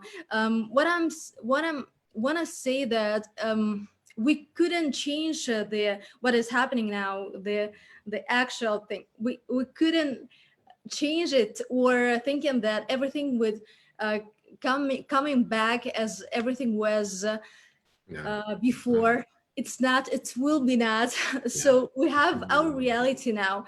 No, and we have the limited amount of our energy and of our we have to put it in the right direction. We have to put it in creating new things, in not in combating or in something negative or frustrating. We have to put all our energy or our thoughts in creating new relations, new possibilities, new businesses, or new opportunities for people worldwide. Firstly, to give, I will repeat, to give ourselves, no matter where we are and what we do, to give ourselves an opportunity to make a step forward, the new possibilities. And that is possible only collaborating, only dealing internationally. The second thing, the trend like we are seeing now, that the companies and brands and fields are divided by two parts. By two strategies, actually. The one strategy is called, we are focusing on our local market to increase the local market, to make it a push for our businesses local. And it's good. In our hand, the companies go internationally and then try to find possibilities and opportunities internationally, and that is good too. But I'm thinking the best way is to combining the two, trying to be in the safe side, like local business, to help the native companies, the native partners to take them, to give them opportunities. But it's so important. It's critically important to look internationally, to not only in the area which are very known, as if you are in Africa, to dealing only in the Africa side. It's very good to look at what is happening in CIS countries, in Europe, in Latin America, in other countries, They have a different experience which could be helpful for you. We could find a good partner there. And as a strategist, I can say that the strategy doesn't work now. The long-term strategy doesn't work. It's very needed to be flexible, to look at, to make the strategic decisions, but to be flexible in action, in actions day by day. To be able to change the path, to change the plan, regarding to everything happening or changes. No one could say what it would be in the future, in 2 months, in a half, in 6 months, in half a year, in a year. No one. Starting from the presidents of the states, continuing by the strategists, it's impossible because the market changes so fast. But we have to act promptly, take decisions, try and look to the results. If something goes wrong, change the plan, change the path, trying another way, and acting promptly. Just by experience, we would find the best solutions for any business. That's why, the online help is very helpful, but the match is so demand that we don't have an opportunity to travel to you, to each of you, to have a personal meeting. As a strategist, we would make a plan for sure for every client. And what I can say now that we can make it double if we are feeling fight to realize something in 6 months. Now it's 1 year at least, or 1 year and a half. It takes more time to realize, to achieve the targets, because there are no personal touch, no possibility to transfer or to deliver that energy, that credibility in the fast period. Yeah. But we have to try. We have to go further and to try different ways. Yeah. Thank you so much. Thank you, Christine. Thank you. That was very interesting. Like you, I also believe that we have to plan. Yeah. Whenever I do workshops, I normally say to people, where are you now? You know, like, I don't know if you use the same when you ever run the workshops. Give them a blank A4 size paper, you know, do a circle with the 10, where they are at the moment, or where they hope to be in a month, 2 months, 6 months, and so on. So they can kind of plan their business idea ahead. I think that's really interesting. And I'm sure a lot of the listeners have learned, and I think we have learned from here as well. And Sonia, myself, and Rudy, how we are going to go ahead from this point. Yeah. So thank you, and we look forward to you joining us on others. Just one quick point. One quick point, Christine, which you seem to touch on very quickly. You seem to be really saying that integration is important. Yeah. In terms of, you know, from the large organizations right down into the neighborhood, and also the building of relationships, cultural relationships as well between individuals, and then and that the means of communication may be different, but the needs are the same. That's what I was picking up from what you're really saying. And the challenge is for all of us to actually understand that wherever we are in the economy, wherever we are in the supply chain, or whether, as you said, presidents, or, you know, just a lay person. And of course, we're all members of the public at different points. And we've got changing views and ideas now. So yeah, very good. You have a reason. Thank you. Thank you, Christine. Thank you. It's very useful. And I think a lot of people have picked up information, whether they're doing, you know, a retail, or whether we are in different brands or trying to find new brands. So thank you. That's really useful. My next guest speaker is Mimi, a young lady. I think has done such a lot. Not only is she a does her own radio shows, but she's also a counselor. She gets involved with so many various projects, always out there, keeping herself kind of not just busy, but helping others. So Mimi, are you there? Yes, I'm here. Thank you very Hi, much. we can see you. It's Finally. delightful to connect with you finally. It really is. Thank you so much for inviting me here today. No, our pleasure. It's such a pleasure and such an honor with all the amazing guests that you've had and all the fantastic speakers we've had so far. I'm sort of sitting here thinking I'm not quite sure what I can add to this wonderful melting pot, but you are talking about reshaping life post-pandemic, wherever you are in the world. My experience is all about this pandemic and volunteering. And we must never, ever forget those wonderful people who have put themselves forward and volunteered throughout the whole of this and kept our communities not just surviving, but thriving and getting on with their lives. We heard from my very dear friend, Viren Sharma MP, about self-responsibility. Yes, you've got to absolutely take those responsibilities yourself and say, yes, I have a duty of care to make sure that I protect not only myself, but also the people around me. We heard from Dr. Pankanya, who talked about the environment, not meddling with it. And what an incredible statement that was, because at the beginning of this pandemic, were we not amazed when Venice reported that you could see the bottom of their canals again for the first time in centuries, because the lack of pollution meant the water had gone clear and you could see fish in the water. We heard birds singing in the trees. The skies were all clear and blue and delightful and beautiful. And this is all because we were forced into looking after our environment. And not only that, forced into reconsidering what our own mental attitude and our own responsibilities are post-pandemic, because surely having seen what we can do and that's all happened almost immediately. Let's not forget that.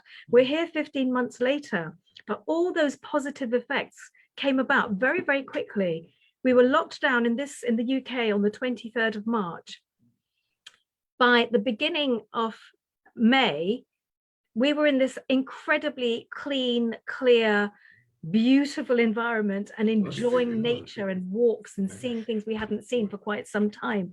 I really appreciated Dr. English's summary there on vaccination and the common sense and everyday speak with which he talked about it. And this is one of the messages our volunteers have been really clean and clear in getting out there, talking to people about vaccination programs, making sure that you get yourself your vaccine when it's offered to you.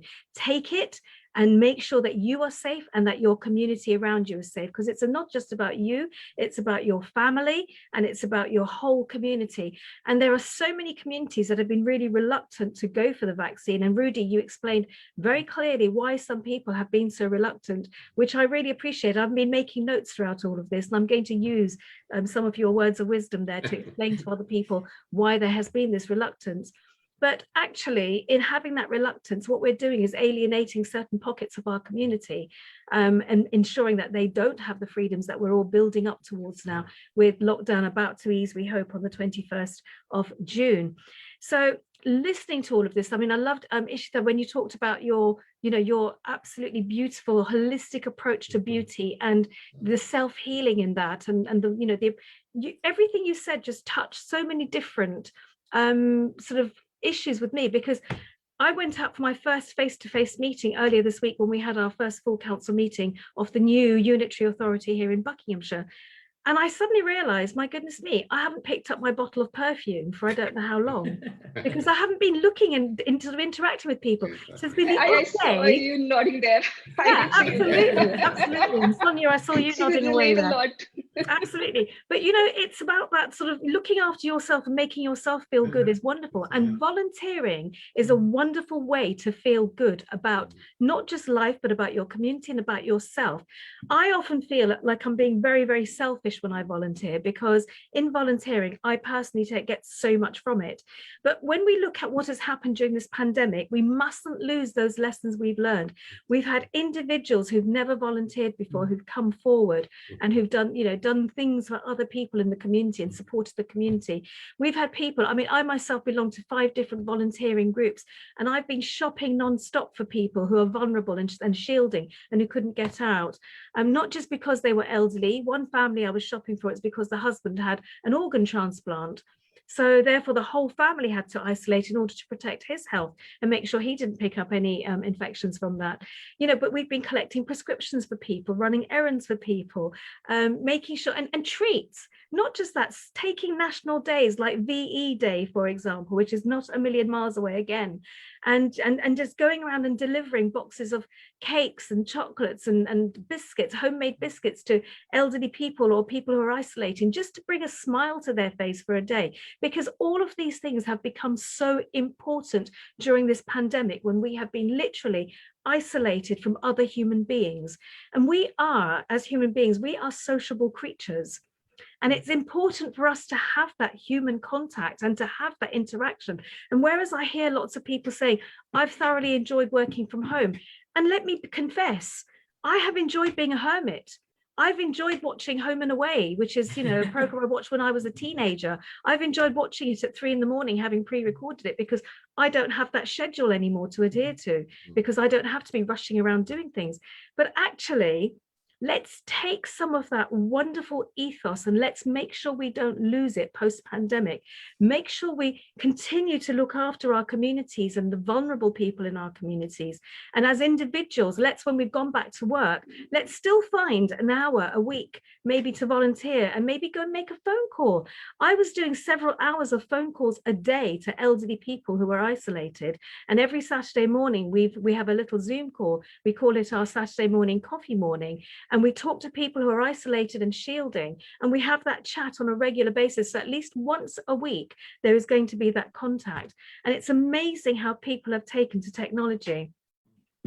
Let's not forget that within communities themselves, how communities have learned to embrace, you know, this whole pandemic in essence, and to give and to, you know, look after and look out for each other as communities. And that's been an incredible, I think, thing to see. We have road WhatsApp groups now. Somebody says, I'm off to Tesco's, and of course other supermarkets are available, but I'm off to Tesco's in half an hour. Does anybody have anything they need me to get for them?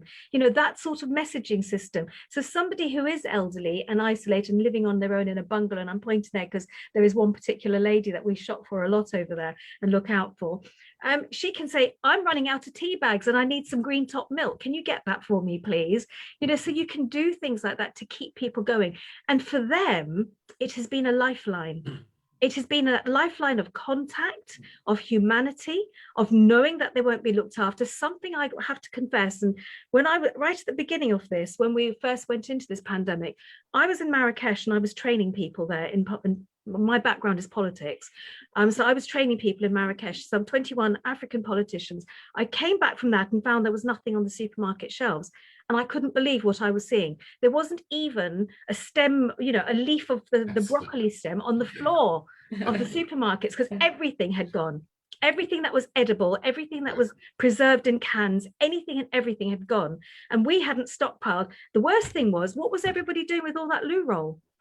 You know, I'd love to know what people did with all the toilet paper that they stockpiled, you know, but we have to, when we think about these things, remember what happened, remember not to do things like that again, because there was plenty for everybody, but some people stockpiled and made it impossible for some really vulnerable members of our community not to be able to get food. I remember trying to go out shopping for 5 different families that I was shopping for at the time. Couldn't get anything here locally. Thought, oh, I'll go to High Wycombe. They've got, you know, and as I say, lots of supermarket brands are available, but they've got a huge Sainsbury's, a huge Tesco's, a huge Morrison's, a huge Asda, 5 different branches of Lidl, 6 different branches of Aldi. I'm going to have every opportunity to shop for all these families. Guess what? Every supermarket was stripped bare. It was the most frightening experience ever, because I honestly believed we're not going to be able to eat for weeks and weeks and weeks. And these people who are vulnerable, especially, what are they going to do when I can't even get them a loaf of bread? Because at least for me, if you can have a slice of toast, you get some, it gives you some nutrition and nourishment and some energy as well as some pleasure. I could eat a whole loaf of bread, by the way, toasted with butter. That's my big weakness in life. But so what I'm saying is, as communities, we mustn't forget that we must try and continue to support the vulnerable in our community. As businesses, and some people did really well business-wise, if you were like in the chair that I'm sitting in now, which I'm rocking away and I'm holding my posture very correctly, if you're like this business here and you've made a lot of money out of the pandemic from people working at home from Zoom, wanting to protect their back health and their physical strength and their health, give back to the community. Help those other businesses who have not found it so easy. Help the businesses who have really struggled to survive. And one of the ways that we've all done this as people in our communities is we have been shopping local. We've been supporting our local businesses. We've been buying online locally and clicking and collecting or clicking and delivering locally. Let's continue to do that and support those local businesses as they rebuild their livelihoods and as they rebuild, the things that they have lost. And some people have lost a huge amount. Let's continue to support people, and not just our communities and our businesses, not just keep up the WhatsApp groups and our neighborhood groups and continue to support people, but let's support. Rudy, you mentioned mental health. Absolutely. This has been one of the biggest issues of this pandemic, is people's mental health and how they are approaching life. As I said, I would be very happy, I believed until Wednesday, to become a hermit. Having gone and met people again at that first face-to-face meeting we had at Stoke Mandeville Stadium in exam conditions. Have a look at my Facebook page and you'll see what I mean.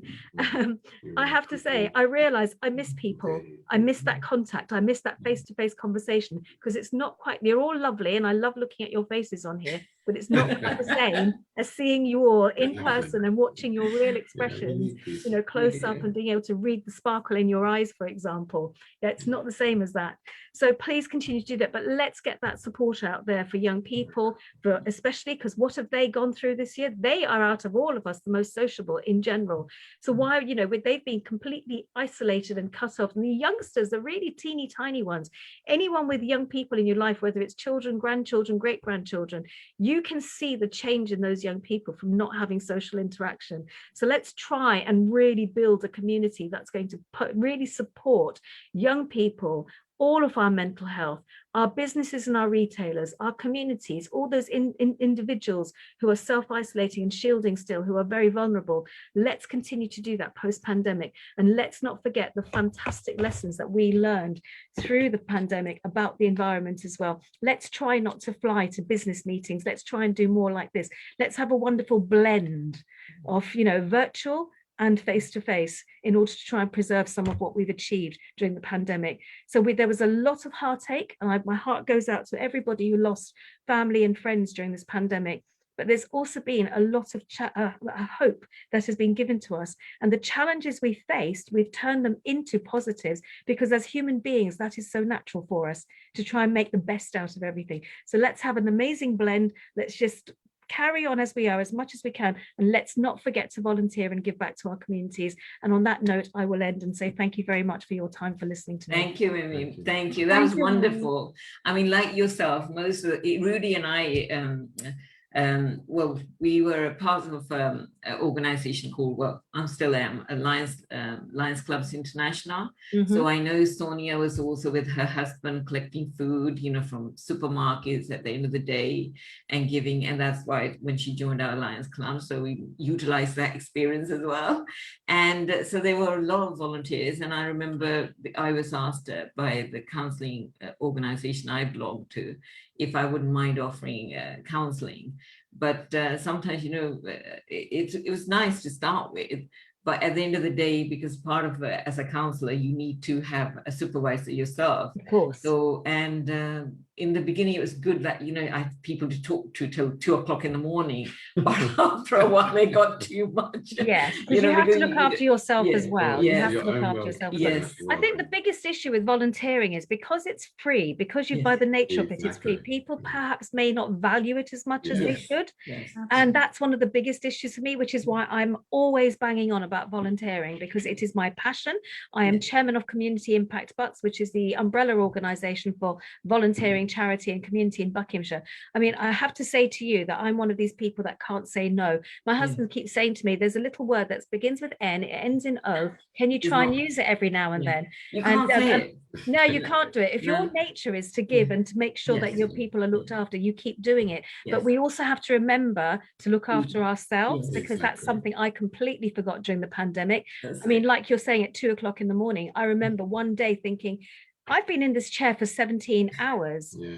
And this is ridiculous. This is not healthy. And I made myself go for a walk at 2:30 in the morning, because that was the right time to go and do that for me, because there was nobody around. It's a safe area, touch wood, we live in, and I felt comfortable doing that. And I needed that breath of fresh air. But we mustn't forget that just because people are volunteering, they have an absolute, volunteering equals value. Yeah, it doesn't mean that you don't value your volunteers. You must, because they are the root and the branch of all our communities. They are the people that literally hold those communities together. They do so much that statutory authorities, because don't forget, I'm a councillor, so I'm part of the local authority. Lots of things we do on a statutory level, lots of things we've done incredibly over the pandemic in supporting our communities. But at some point, the local authority has to step back and get on with everyday life and delivering services to the people. It's what you pay your council tax for. And we've got to get back to delivering all of that. So those volunteers are going to become even more essential and valuable to our communities. And we must value them. We really, really must. Absolutely, Mimi. I think, what you just said is really correct. You don't need to be privileged to do a volunteering or to make change. I think all of us can do that at our own levels.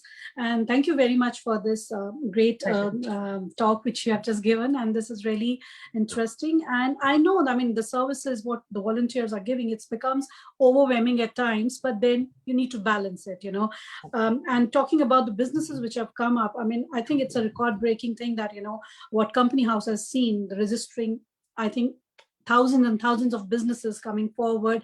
I'm one of those who had enough time to look after having my travel business on hold for a while. And then I thought of setting up a digital magazine for women entrepreneurs and female entrepreneurs who are trying to, create a work-life balance. Bravo. So there are things like that which have come up, and they're the positive sides. I think Absolutely. that we got ample of time to do this, because we are not going to get in our lifetimes ever.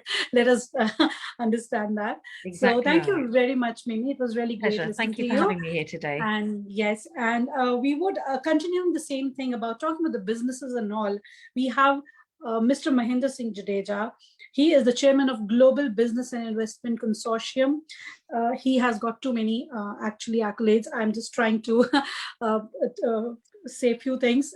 He's an international business advisor in Trustmind Technologies. He's director for overseas development of H3O and so many other things. And he is a philanthropist, a great community supporter. And I think he is one person who is always there to help other people and, try to lift them up. So I would like to announce him as our next speaker, who's going to speak about businesses, how they're affected, how they are reshaping in the new environment, and how the families, especially the widows in our community, the affected COVID-affected families, how he's trying to support in his own way, and what is the way forward. So let us join hands and welcome Mr. Jadeja. Mr. Jadeja, can we have you next? Yeah, thank you. Good afternoon, and thank you for your kind introduction, Sonia ji. As a chairman of the GBIC, Global Business and Investment Consortium, and the founder member of the Gujaratis in UK, I would like to thank firstly to yourself, We Care and Share, and ISCAMA organizing team for inviting me, along with the many distinguished speakers. I'm very fortunate to share this platform with all the speakers, including some I know very much personally, namely Viren Sharma, Member of Parliament, Dr. Bharat Pankanya, and Vijayendra English. But I believe that I have met the Mimi as well, and I'm not sure when, but I think it's perhaps 10 years ago when we, they launched Conservative Friends of India. Perhaps I may have seen her during that time. It was lovely to see everyone there, but very interesting subject you have chosen to speak on it. First, my sincere condolences to those who lost lives during the coronavirus pandemic. Post-COVID world in industry, from healthcare to education to finance to manufacturing, the pandemic has forced companies to use the technology to reimagine nearly every facet of their operation. We analyze the industry poised to thrive in a post-COVID world. As the COVID-19 pandemic charted its unprecedented path around the world, it carried with it the question, what will COVID-19 legacy be? Impact of the global pandemic are not equal across the global economy. Different sectors and industries have been affected in a different ways. The path to recovery will vary, and the issue and opportunities in the businesses face as they address the new reality will depend on many different factors. COVID-19 changed how we live and work in the way that will alter our behavior long after the pandemic subsides.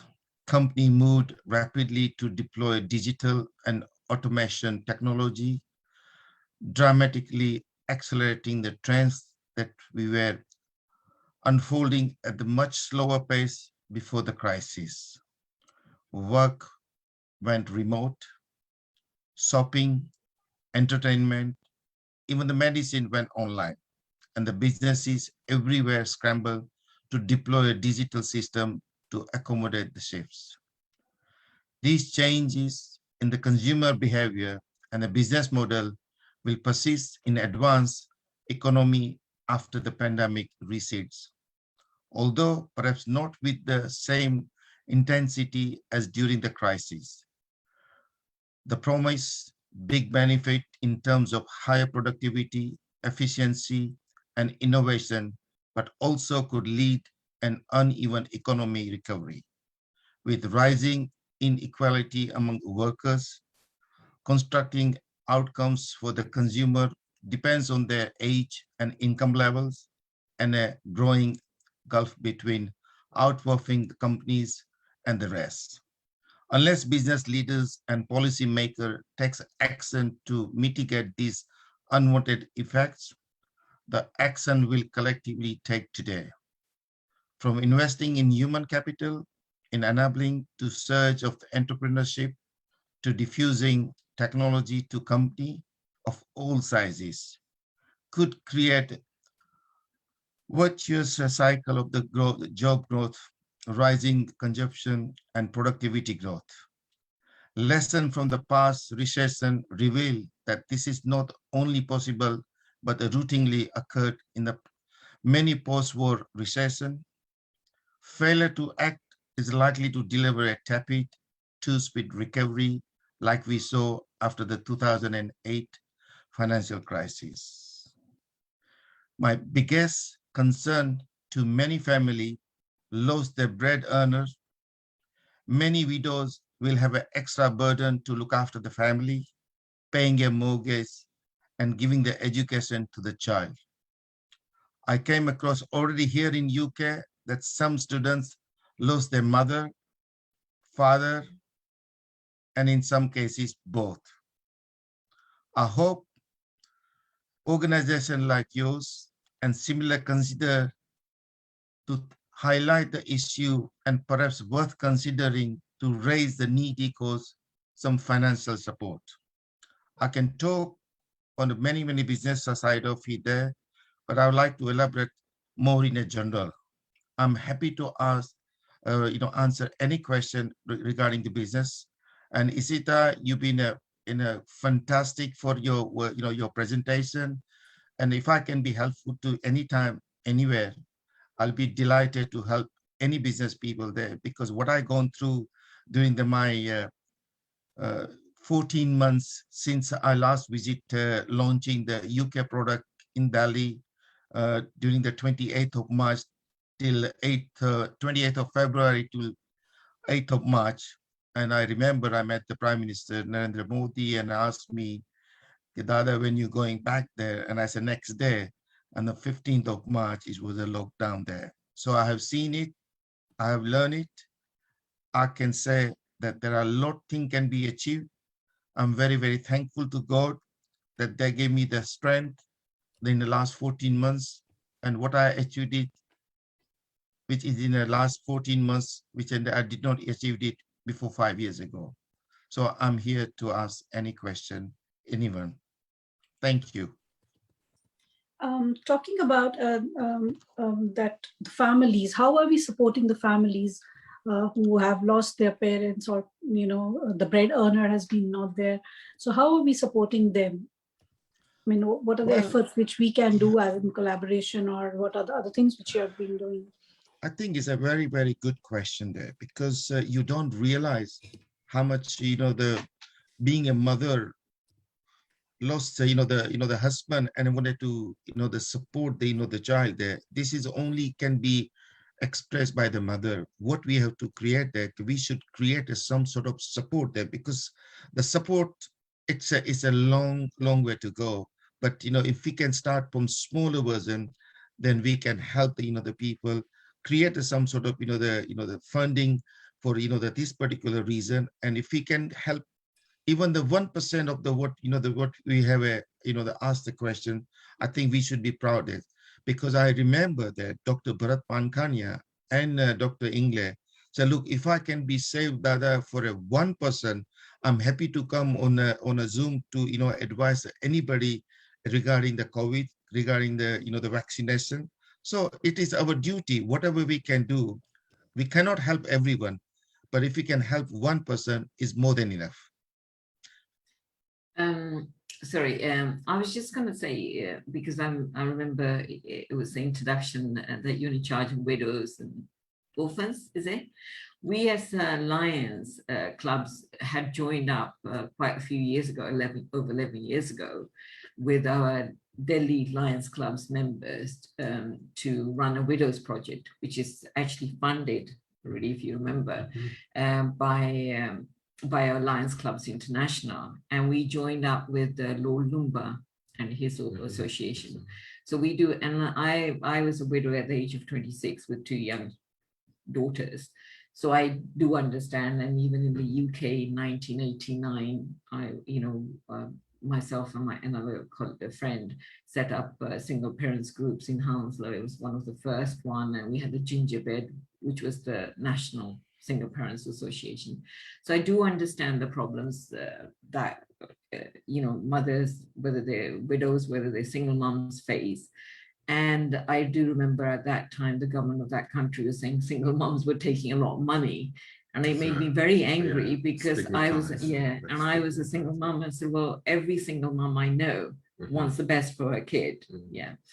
And I remember at that time, Mahendraji, my daughter, who was about 15, came home and wouldn't do her homework, typical. Oh no, I just saw it on the BBC Single Parents. Children aren't expected to achieve anything. And that made me angry, because I'm an Asian, I respected my parents. So I said, okay, fine. If that's the case, you won't get any help from me. All right. But she was scared of her Nanaji, so she didn't do her homework. But I mean, now, because we know the situation in India, we have been working with other organizations, not just as Lions, we have fun, but with other organizations. We worked with Khalsa Aid, we worked with other smaller units, that are based in India. But you're right, it's sometimes helpful if we can all join together to make sure that help goes to the people that is, are deserving of it. Because sometimes what I find that when you raise things, it doesn't go to the actual person. That's why I like to be very much hands-on, whether I'm doing, giving food out, I'd rather be part of that. So I know the right people are getting it. Whether I'm offering counseling, all right, I know sometimes if I'm offering counselings, how to feel better, whether it's Reiki healing, whether it's, meditation and so on. But how do you see it forward? You mentioned about people getting it. How would you see, because you've got a wide range of people listening in today, and hopefully it will go to even bigger audience. How can we then join with you to give that kind of help to the deserving people? Abnasi, you actually hit the nail at the right place. That the money we collect there, but is it going to the right places or not? That is the biggest concern to everyone there. I don't know whether you know that, but I became a brand ambassador for the Lumba Foundation about year 2000. I'm talking about 21 years ago. In 2001, I actually collected more than 22,000 in 21 years ago. It wasn't. It's a maybe a small the drop in the ocean there. But if we don't try anything, then don't get it. But I believe that any project I involve in it, I make sure that I personally go and visit that particular project. Otherwise, the project will disappear. Money can be disappeared as well.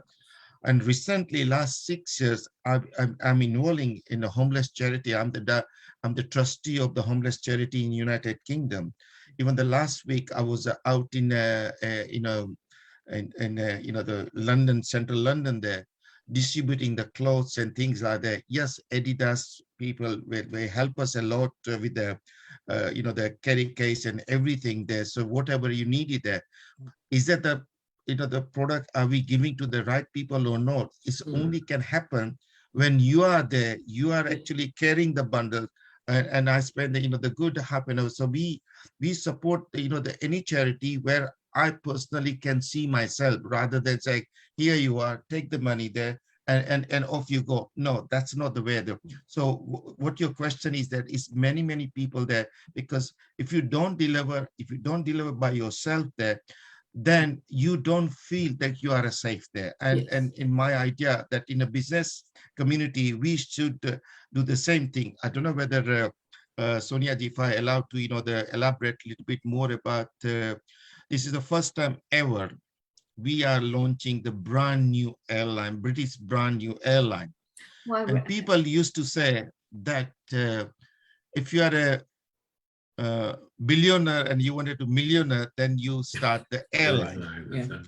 And I wanted to say, if you are nothing there and you want to become a millionaire there, because what our is a big, I don't know whether you know that, but in the United Kingdom, we have got a 1.8 million Indian diaspora lives in United Kingdom.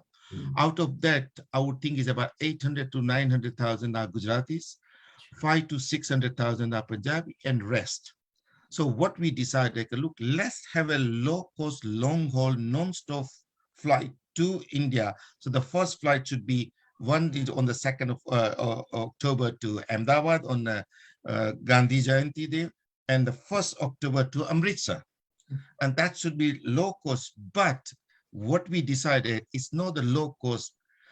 Only the thing is that, but it should not be low service at all. Yeah. And plus, our aim and objective would be that every time one passenger return back the journey, we will plant one tree. So this is the first time ever in the history that this particular airline will be the first airline in the history to, there will be going green completely. So these are the things which is we should do that. And not only that one, every people are who involving in this particular project, again, back to your point there. So one of the, the person of the airline will travel with the plane, make sure that adult is being looked after, child is being looked after, and this sort of personal service we wanted to give it back to the, the communities. So it is a community based, we wanted to, to go ahead with it. Yes, I agree with you, and I'm happy I can get connected to so many people there. I'm involved in so many other, I don't want to do, the pump up about what I'm doing there. What can I do for others? That's what I wanted. I'm here for it, rather than what you can do to me. I only expect that people join us. Let's collectively together and like-minded people help this world, regardless whether it's India or any country there. Yeah. Because, the Dr. Pankanya said, Vasudeva Kutumbakam, this whole world is a family. Let's help the family. And that note, if it's any another question, if it's there in your mind or anybody else, I'm happy to answer. Thank you so Yeah, much. we'd be interested in your thoughts around reskilling, because you spoke about the challenges, the economic challenges, and obviously these days we have to have a much greater focus around women and youth development and their role within the economy. So I just wondered whether the reskilling which is necessary now in this post-pandemic era. Well, does good that job fit you into your asked. plan? Very good question. I've been approached by, fortunately, Rajasthan Foundation, where it was a commissioner of the Rajasthan Foundation asked that the reskilling, the skilling, and that is a lack in Rajasthan. And I have taken up, like in Gujarat, they used to call the Vibrant Saurashtra. I mean, Vibrant Gujarat. Now the Rajasthan, they call the Rajasthan Foundation, and that challenge I have taken up. I will feed back to you because I personally like to involve with it. I've been talking to the commissioner and Rajasthan, and there is already been plan for it. I'm also actually involving with the Vigyan Center of Excellency, whereby the National Education Policy NEP 2020 in India, that every teacher should be trained as per the international standard. Okay. So yeah. we have created that. So we want to, because to train any youngster there, you have to make sure that your teacher is being trained properly. And that's why we are in the front runner of delivering that, the national education policy, what government and the parliament has decided. Whatever I could do, I will do my best level. But if there's anything else more you need it, then I'm happy to talk to you one-to-one. I know the time is the essence, and I think we've gone more than the 2.5 hours, and many people probably might get tired there. But I'm happy to answer. I can stay all night because I'm an international, the man. During the pandemic, what time I used to sleep, that's time I'm getting up there now. And when I get up there, I go to sleep there. You see, so there is no time is there. I'm here, I'm at home and working from home, and I tell you, I thoroughly enjoyed it. Yeah. Well, thank you so really much. useful. Thank you so much. Yeah. Sonia, I think it would be useful if Mahinderji would give his contact details, so if anybody wants to contact him. Yeah, he has already shared those details, and as he was rightly saying that, and I also believe that the effort what we are trying to put in as a community for the community, it's not only the money, it's also about creating awareness and giving that helping hand at times, or giving that ear to hear, and things like that. And that's what we are trying to do through Ishkama and We Care and Share. That's what they're in collaboration. We are trying to achieve that. If not everything towards money or something, we can at least create awareness, bring on such platforms where people can come, sit and talk about things and create awareness. I think that is most important what we need to do. This is the least thing which we can do, and from there on obviously we'll build up on other things as well, and this is our first step. So we are very, very thankful for all of you who has joined us and who have supported us on this mission. So thank you, Jadeja ji. We will continue having you on our platforms now. And now we know that you are there for us. So obviously we'll keep bothering you. So thank you very much. Sonia, I think the next guest is Maria, Dr. Maria. Yes, yes, please. And Rudy is going to do her, because I think Rudy will give her the right we'll do the justice. And I think just like with Mimi, all right. And so Rudy will introduce Dr. Maria. Okay. Dr. Marina Nani is an editor-in-chief of Rich Woman magazine, Sovereign magazine. Is founder of MTM Press, co-founder of Health Women magazine. Very talented indeed. Marina's tagline is, "My passion is to broadcast your passion," helping individuals, creating awareness about their talents and giving them a ray of sunshine. Over to you, Marina. Welcome, Dr. Marina. Welcome. Sonia, we can't hear her. Are you on mute? Can you unmute?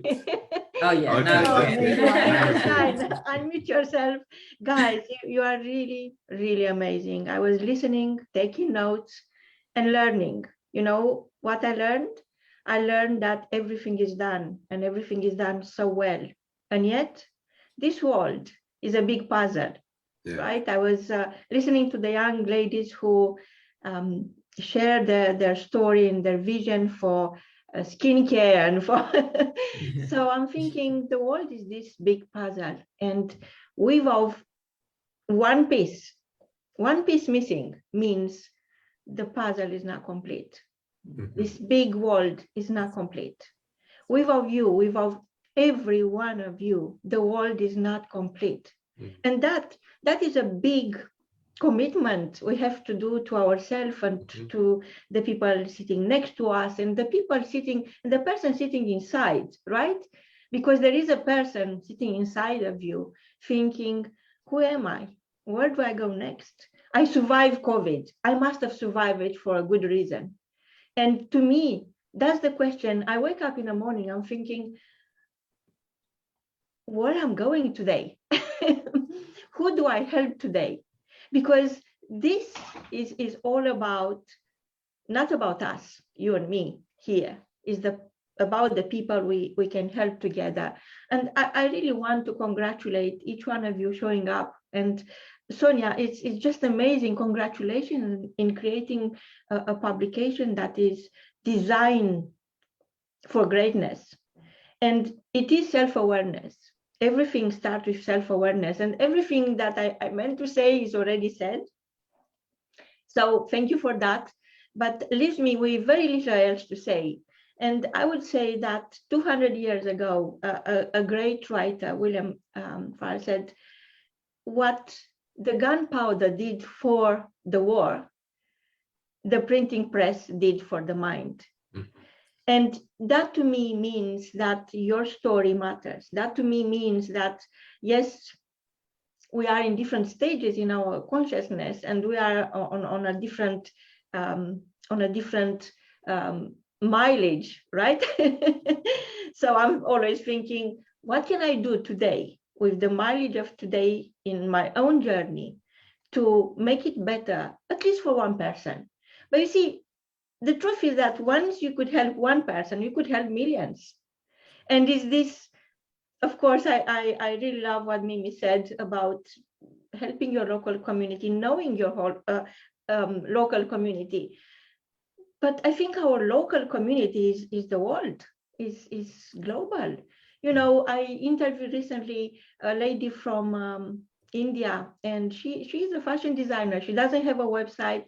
She does the most amazing craft, you know, the most amazing attire. And I'm thinking, oh my God, I have to interview her, right?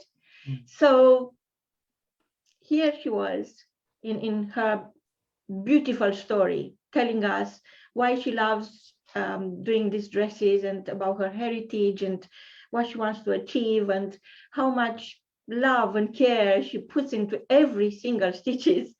And, you know, she was suffering with COVID. At that time, when she was interviewed, she was fighting with COVID. And that, to me, meant everything. You see, yes, we have to be grateful for what we have and also be grateful for what we don't have. Because what we make with what we don't have is what really matters. And this young lady, her name is Chivanji, and I will share the link to the podcast, and I'm publishing actually a feature on her in the next edition of Rich Woman magazine. And you know, she really, for me, she's a goddess. And you are a king, you are a queen. You know, it's taking ownership, putting your crown where it belongs on your head.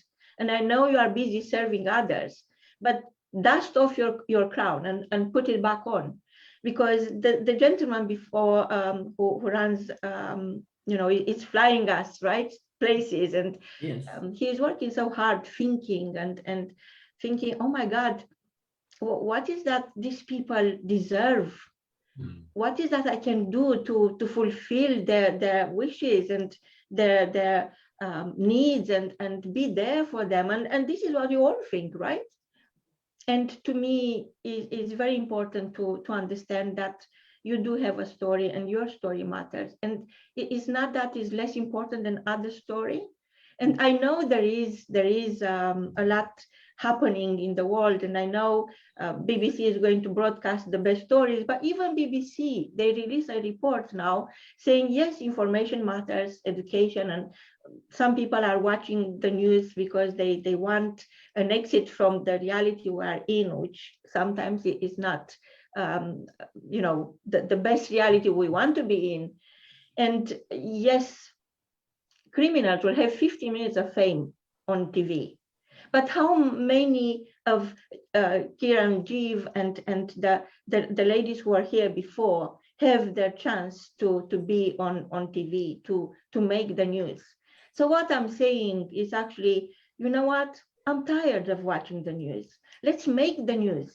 Make the news together. We endorse you. We have a couple of publications, and Rudy was very kind to mention them. And we are not mainstream. We are hardstream. We are hardstream. So let's bring in the story that makes the difference, the story that inspires us to be more, because inspiration is in short supply. And inspiration is what feeds progress. It's what feeds our journey into the next generation. This is what they see in us. We cannot teach children anything. I can tell you now, and if there are educators here, thank you for your hard work. But children are so smart. My 5-year-old granddaughter she knows so much about China and about India and about that I have to Google it, because this is what she does, right? They're a smart generation of future heartfelt entrepreneurs. Yes. They are lending us their time on this planet. And we really have now the chance to reflect. Mimi said it was a time when National Geographic wrote about Venice having blue waters again, the Blue Lagoon, and it's all possible. It's all down to us. And just to say that I believe so much in being the best version of ourselves and learning all the time from other people. And the first gentleman, he mentioned something about, he said, don't play the blame game, right? Yes. It's not government's duty or fault or job. It is your job. It is my job to do a little bit, take another step into the unknown, because the unknown is there for all of us, and the unknown is made of all of us. So just to confirm what he said, I've been invited to a very exclusive high-end event with extremely powerful, rich people to cover it in Miami. It's going to be held on a yacht. So I said they are paying for everything. So I said to them, look, I just created a newsroom in Miami. Do you mind if I send one of our locals to your event? Because for me, it will be the equivalent of a free house, detached house for a whole year. If I come to Miami and back, this is how much carbon print I'm going to create.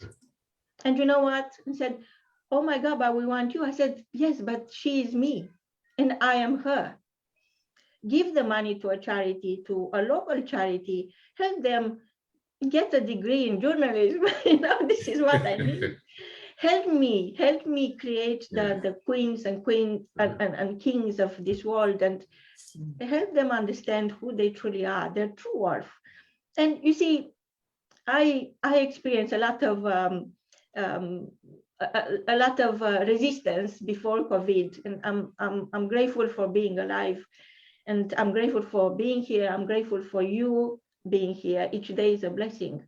But before COVID, when I was talking about the Woman Reimagined, because this is what Rich Woman Magazine does, everybody was saying, the Woman Reimagined, what's that, right? They couldn't understand. But somehow, because we had a long year of introspection, we understand now that it is a chance to reimagine everything. And women, an old wise Chinese philosopher said, hold up half the sky. So he said it 2,000 years ago. And I'm reminding us, we hold up half the sky. And Rich Woman magazine is not about women who have millions in their bank account. It's about women who remember who they are. And we are all rich, we are born rich.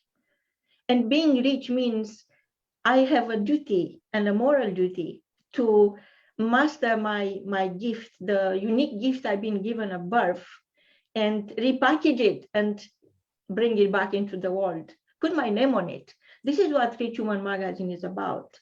And I found it very difficult. We have different newsrooms in different parts of the globe. We have 9 now. So, so I found it difficult to explain that I will never give up the rich woman concept, because it's not about differentiated and discriminating against rich women or against poor women. It's about reminding ourselves that we are born rich and we have something so unique being part of this big puzzle that nobody else will ever be Rudy or Avnash. Nobody will be Sonia. Nobody will be Marina. Nobody ever could be me. Yes. And, you know, I celebrate women, and when women get together, amazing things are happening, miracles are happening. And look at us, yet we can't learn to support each other. Of course, we are here, so we support each other and we love each other. But the reality is that in the Western society, there is a lot of damage, social damage, because women are afraid of other women's success. Yes. And this is something we can forget and learn again. We can forget all the things that are not helping us as a society, as a community, as an individual. We can forget about what was said in the past. And I know why it was said. It was said because it's the result of social conditioning. And we've been conditioned to be kingmakers, not queens. And I am now inviting every single woman to become a queen maker. Being your daughter, being your next door neighbor, being yourself, just turn your power on. Just turn your silence into a voice. Just turn your story into an inspiration and feed another soul. Is so much hunger for inspiration. It is in short supply. Please contact me, contact Sonia. She got a magazine. Sonia, I'm going to feature you. I would love you to be interviewed. And I want you to be known by all the women who during COVID realized that sisterhood is so important. It's almost like the oxygen in our society. And I would love to interview every single person who is here right now, because you do have a story, your story matters. And you know, your story doesn't end when you publish a book. I publish many books. I help thousands of people publish their own books. And they are basically, because of COVID, because of this period of time, we had the luxury of thinking and writing, and creativity is healing, because power is power in your story, in your words. And, you know, out of the 70,000 thoughts coming through your mind in 24 hours, actually you decide the words. You decide what words you are going to use. And your story is even more powerful when you change your narrative. You know, yes, the story you are telling other people, but the only one story that really matters is the story you tell yourself about yourself when nobody is listening. And yes, there are over 5,500 new titles, new books published every single day. And I wonder how many people think of the delivery, think of the people who are going to read, because they don't know where to find you. They are confused. We live in a world where who makes the most noise is seen and heard and present, right? So I'm thinking of that, these two beautiful young ladies who came and spoke today. Takes courage, right?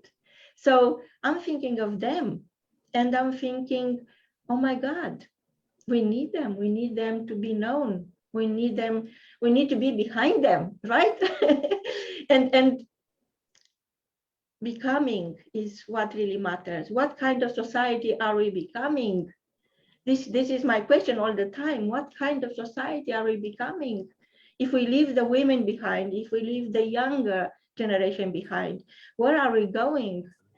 You know, it's not a metaphor, and I'm saying you are stardust. It's not a metaphor. It's actually a scientific truth. And I have an interview with a director from NASA saying that we have gold in our brain, and brain is very personal, right? And unique. And planet Earth doesn't have gold as a natural resource. Is coming from the stars. Knowing that, knowing where we are coming from, the question is, where are we going? How are we going to reimagine ourselves? How are we going to help the younger generation not to feel overwhelmed with our lack of consideration for beauty, for creativity, for uniqueness, for that unique gift we are born with?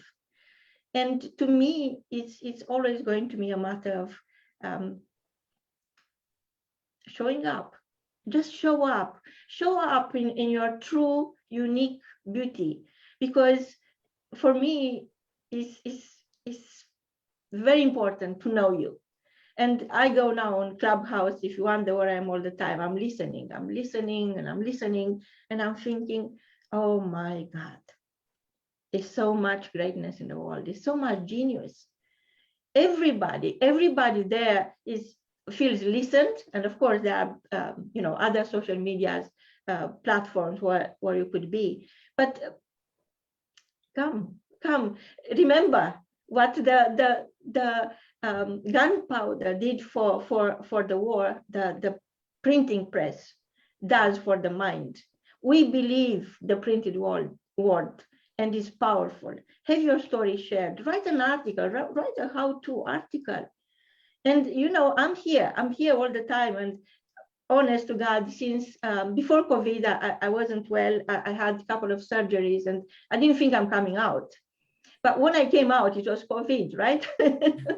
So we had another publication. We still have another publication, Sovereign Magazine, and I had a couple of advertisers telling me, well, we can't advertise with you any longer because you have too many women in your magazine. I said, really?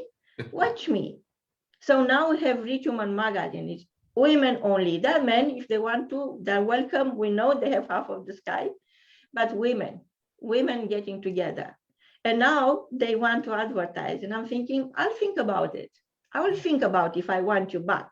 Because, you said no to me when I needed you for my women. You said no, there are too many women. No, there are not enough women. That's the way we look at the reality we live in. This is how we reimagine life. We reimagine who you are and who you want to become. It's more important who you want to become than who you are right now.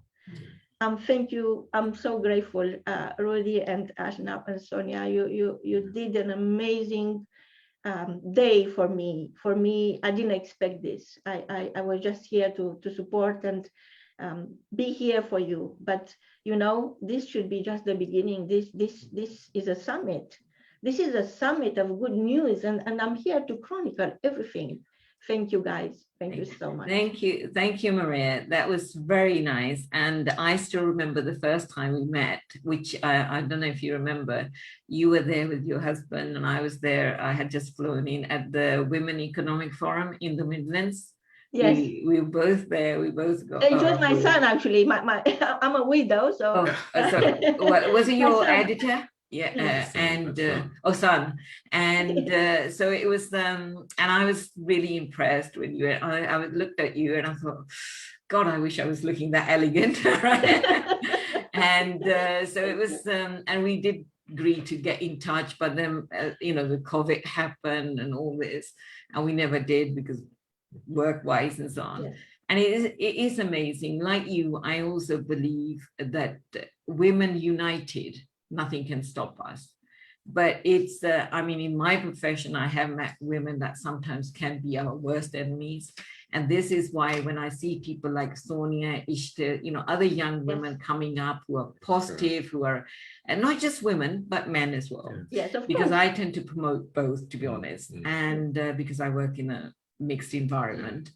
And for me, I think that there is hope for the world. You know, you start losing hope in the world because you see the wars, you see this, and then you see women like these young women that are coming up, and you think, okay, all that hard work that we did, because I remember when I joined the civil service, getting promotion for women, and especially from ethnic minority, wasn't there.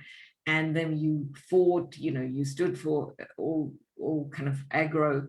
And and when you see women from all nationalities, all cultures, you know, it's like a rainbow of color, you know, and you see, oh, women that have, or, you know, we have put and given up so much, and you see those and you feel that glow in yourself. You think, oh, the world is a safe place.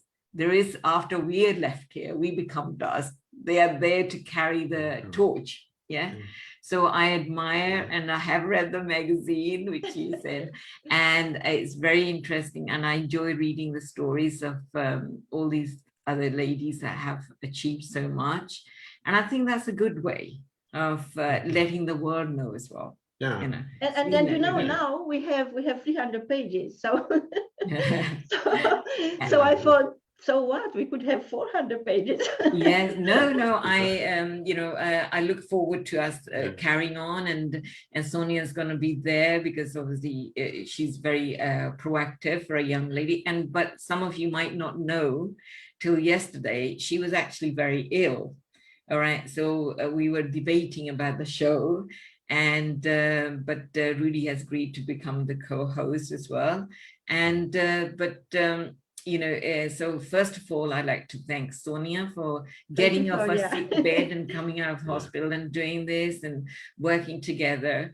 Like you, Marian, I actually look for women who are out there, who want to work together for the common good. That's the way I look at it. And not just women, I work with anybody that is there to promote the well-being of society. And I appreciate that you made time out, especially as it's a busy bank holiday, and your grandmother, which is nice to know, so I'm not the old person sitting here. Yeah, Rudy is going to say something. Yes, Marina, I was very impressed with the way, the compassion. Yes. In terms of the way, particularly the way you described, without you, the world is incomplete. And that's a great, another way to talk about inclusion. And of course, when we're talking about corporate bodies, whether they be private, public, or voluntary, or communities, it's about respecting the talents of the individuals, which I think is conceptually great. I don't think women should worry about promoting women. We promote ourselves continually, unashamedly. So there shouldn't be any apologies from women for promoting themselves. And so that whole heartstream, you know, is a great term. It's to the mainstream, because mainstream means a certain type of organizational structure, exclusivity as opposed to being inclusive. Yes. So I think the high values that you express there, and then lastly, which I think probably a lot more work could be done around women not being afraid of each other's success. Yes. Because within corporate systems, as you kind of indicated, that's not necessarily the case most of the time, particularly in the health system, which I know very well. And if we could, and that's such a great message to, which we could do with that now, because we know the best outcomes for people when they're in the health system is love, compassion, to be treated with humanity. But that means that the providers of care have to feel that way about themselves and their colleagues as well. Well, I'm grateful beyond words. You know, each day is a blessing. And when I came out from the operating theater, I thought, all these women who I was asking them all the time, what is your name? What is your name? I was writing down their name, and I was praying in the evening for them, putting their name down. And I thought, I'm going to write about all of them. I didn't know how, because I was still very fragile. I couldn't even walk. So, but in my mind was so clear. It's so clear that their story have to travel far. And I can't do this by myself. This is why we have now Rich Woman Africa, we have Rich Woman Asia, Rich Woman America, we have Rich Woman Europe, and we have Rich Woman UK because we left Europe, so we had to make that concession. But I think this is just the beginning. My dream is to have Rich Woman magazine delivered in every single household. I'm not quite sure how he's going to do that, but if Steve Jobs managed to bring us together just by removing freeing the screen, right? This is what he did. Yeah. And he wanted a computer in every single household. Now we have perhaps a lot more than one. I'm thinking it's your stardust I want to share. My only ask is for you to put your name on it. Yes. And be recognized for it. You know, there is a statue in London, perhaps you know, outside the House of Parliament, for Marie Seacole. Yes, yeah. You know, in the Crimean War, she she helped the soldier. She was all about well-being, and nobody understood what she was about, right? That's right. So 100 years later, a group of amazing people decided to raise a statue for her. And took them years and years. And then this guy, David from BBC, who did the program, and he went tracing back the story of Marie Seacole for 3 years. So eventually, 100 years later and £500,000 later, they raised the statue.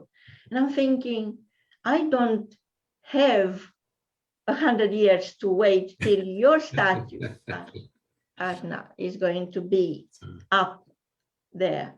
But I have a magazine, and every single page is going to raise another statue for another amazing woman like Sonia, like you, Avinash, like every single woman who is sacrificing their youth, their intelligence, their heart for others' safety and well-being. Each one of us is a Marie Seacole, right? That's what are we very going to do about that? Hi, Sonia. I'm so happy you are feeling better. I am feeling better. Thank you so much. I just want to say something here. You know, I was listening to you right now, and this is really great. I'll share this one piece of bit with you. When we were trying to list down all the speakers, and I was given this name, and I was like, okay, let me go to the LinkedIn and let me see who is she. And I was like, oh my God. I was quite intimidated at the first point, like, oh my God, I am a magazine and she's a magazine as well. But then me and Abby were discussing, and she said that, hold on a minute, this is a good competition for you. I said, of course. And now listening to you, I know you are the right person who's going to pave me that way to success where I want to be. Obviously, you're a published magazine, I'm a digital magazine. But I think the passion, I see a lot of similarity. I see a lot of things in common, and I'm so glad that you are here today with us. And this is such a wonderful day, and I'm so glad that everybody could make it, and we all are here. And this is, I think, every bit of information, right from Mr. Sharma and up to you, I think everything was wonderful, and I'm so happy for this. And obviously me and Abby are of the same thought that we all are empowered in our own way. We just need to streamline ourselves. That's where I think we both came together. I mean, I'm somewhere in the middle. I'm in the middle of that age group where I have Abby, I've got people like Ishta, and I'm here bridging all those gaps, and I'm feeling so great, bringing every I think age group. And it's all, I think credit goes to Abby. She's been there with me. She's been guiding me, mentoring me, and bringing on all the good people. and we are creating this platform and sharing lots and lots of information. And I'm sure that everybody has something or the other to take away from today's session. It has been great. I've taken a lot. It will be really great to connect. Also, I would also request all of you to connect to each other. Even if you don't know, please do connect to each other. It's really important. That's how best we can empower each other, how best we can support, and that's how best we can create a better world going forward and reshaping the new world, new society. I think everything which is coming up, it's like we are lucky that we are stepping towards a new world, a healthier world, a safe world. So this is really great that we all are here talking about these things and sharing our wisdom, sharing our knowledge and experiences. We all will connect soon on a next platform. I'm sure what Mimi was talking about, the volunteering week, which is coming up, we will stay connected. We will keep on working with Mr. Jadeja. We'll keep on working. We'll bring on more and more information. Please do join We Care and Share page, and please keep on sharing your thoughts. Abby and I'm always there. You guys can connect. And thank you so much, Rudy, for your great presence today. And I was so much relieved when I saw both of you together, which I wasn't expecting actually, but then it's great. And I would like to thank all of you, Dr. Pankanya, Dr. English. I need all of them, I think, separately as well. This is just a start, as Mimi said, and I think Marina also said the same thing. This is just this beginning.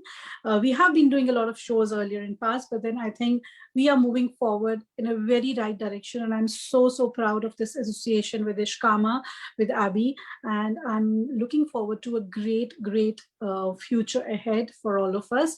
So do you want to say a few words, Abby, before we close? Please close. Sorry, I also like to thank all the speakers.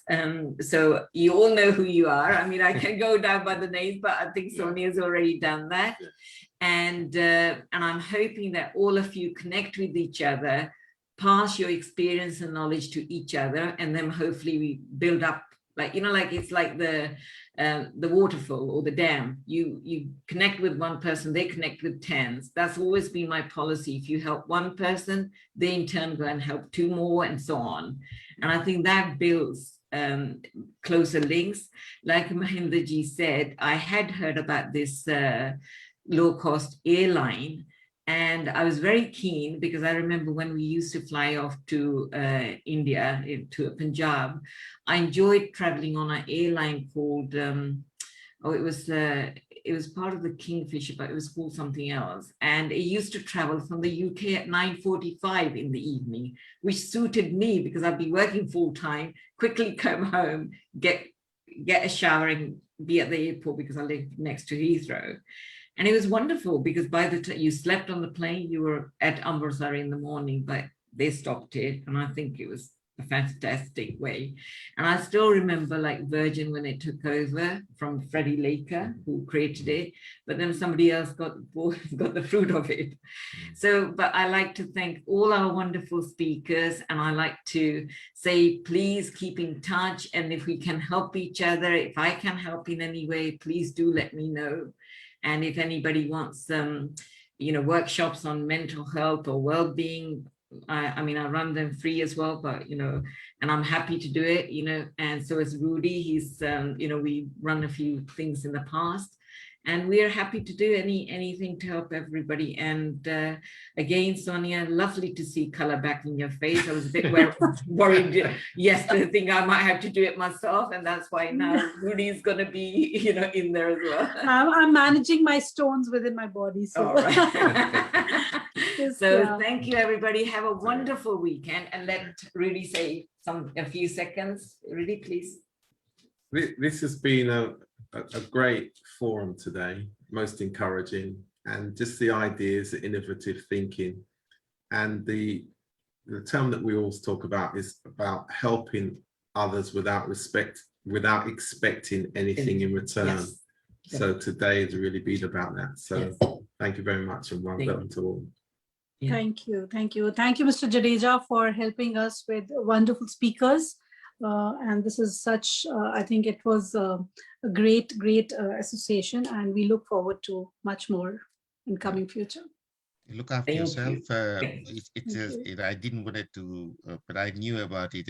Thanks to Nasik, the retread, you've been not well, and hence, if she did not tell anybody, I knew that not many people would have known that, but you have kept it so well. So it proves that it's a determination. You see, when you are, enjoying something, that time you forget the pain, and that is, Absolutely. one of the, the proof in the pudding there. So I hope, may God bless you all, and look after Thank you. yourself. And this sort of, the pain you go through there, not many people will ever enjoy it, but you take care. And thank you for having us. And if there's anything I could do, I'll be happy and delighted to help you in the future as well. Thank you. Thank you so much. Thank you so much, Jadeja ji. Thank you, everyone.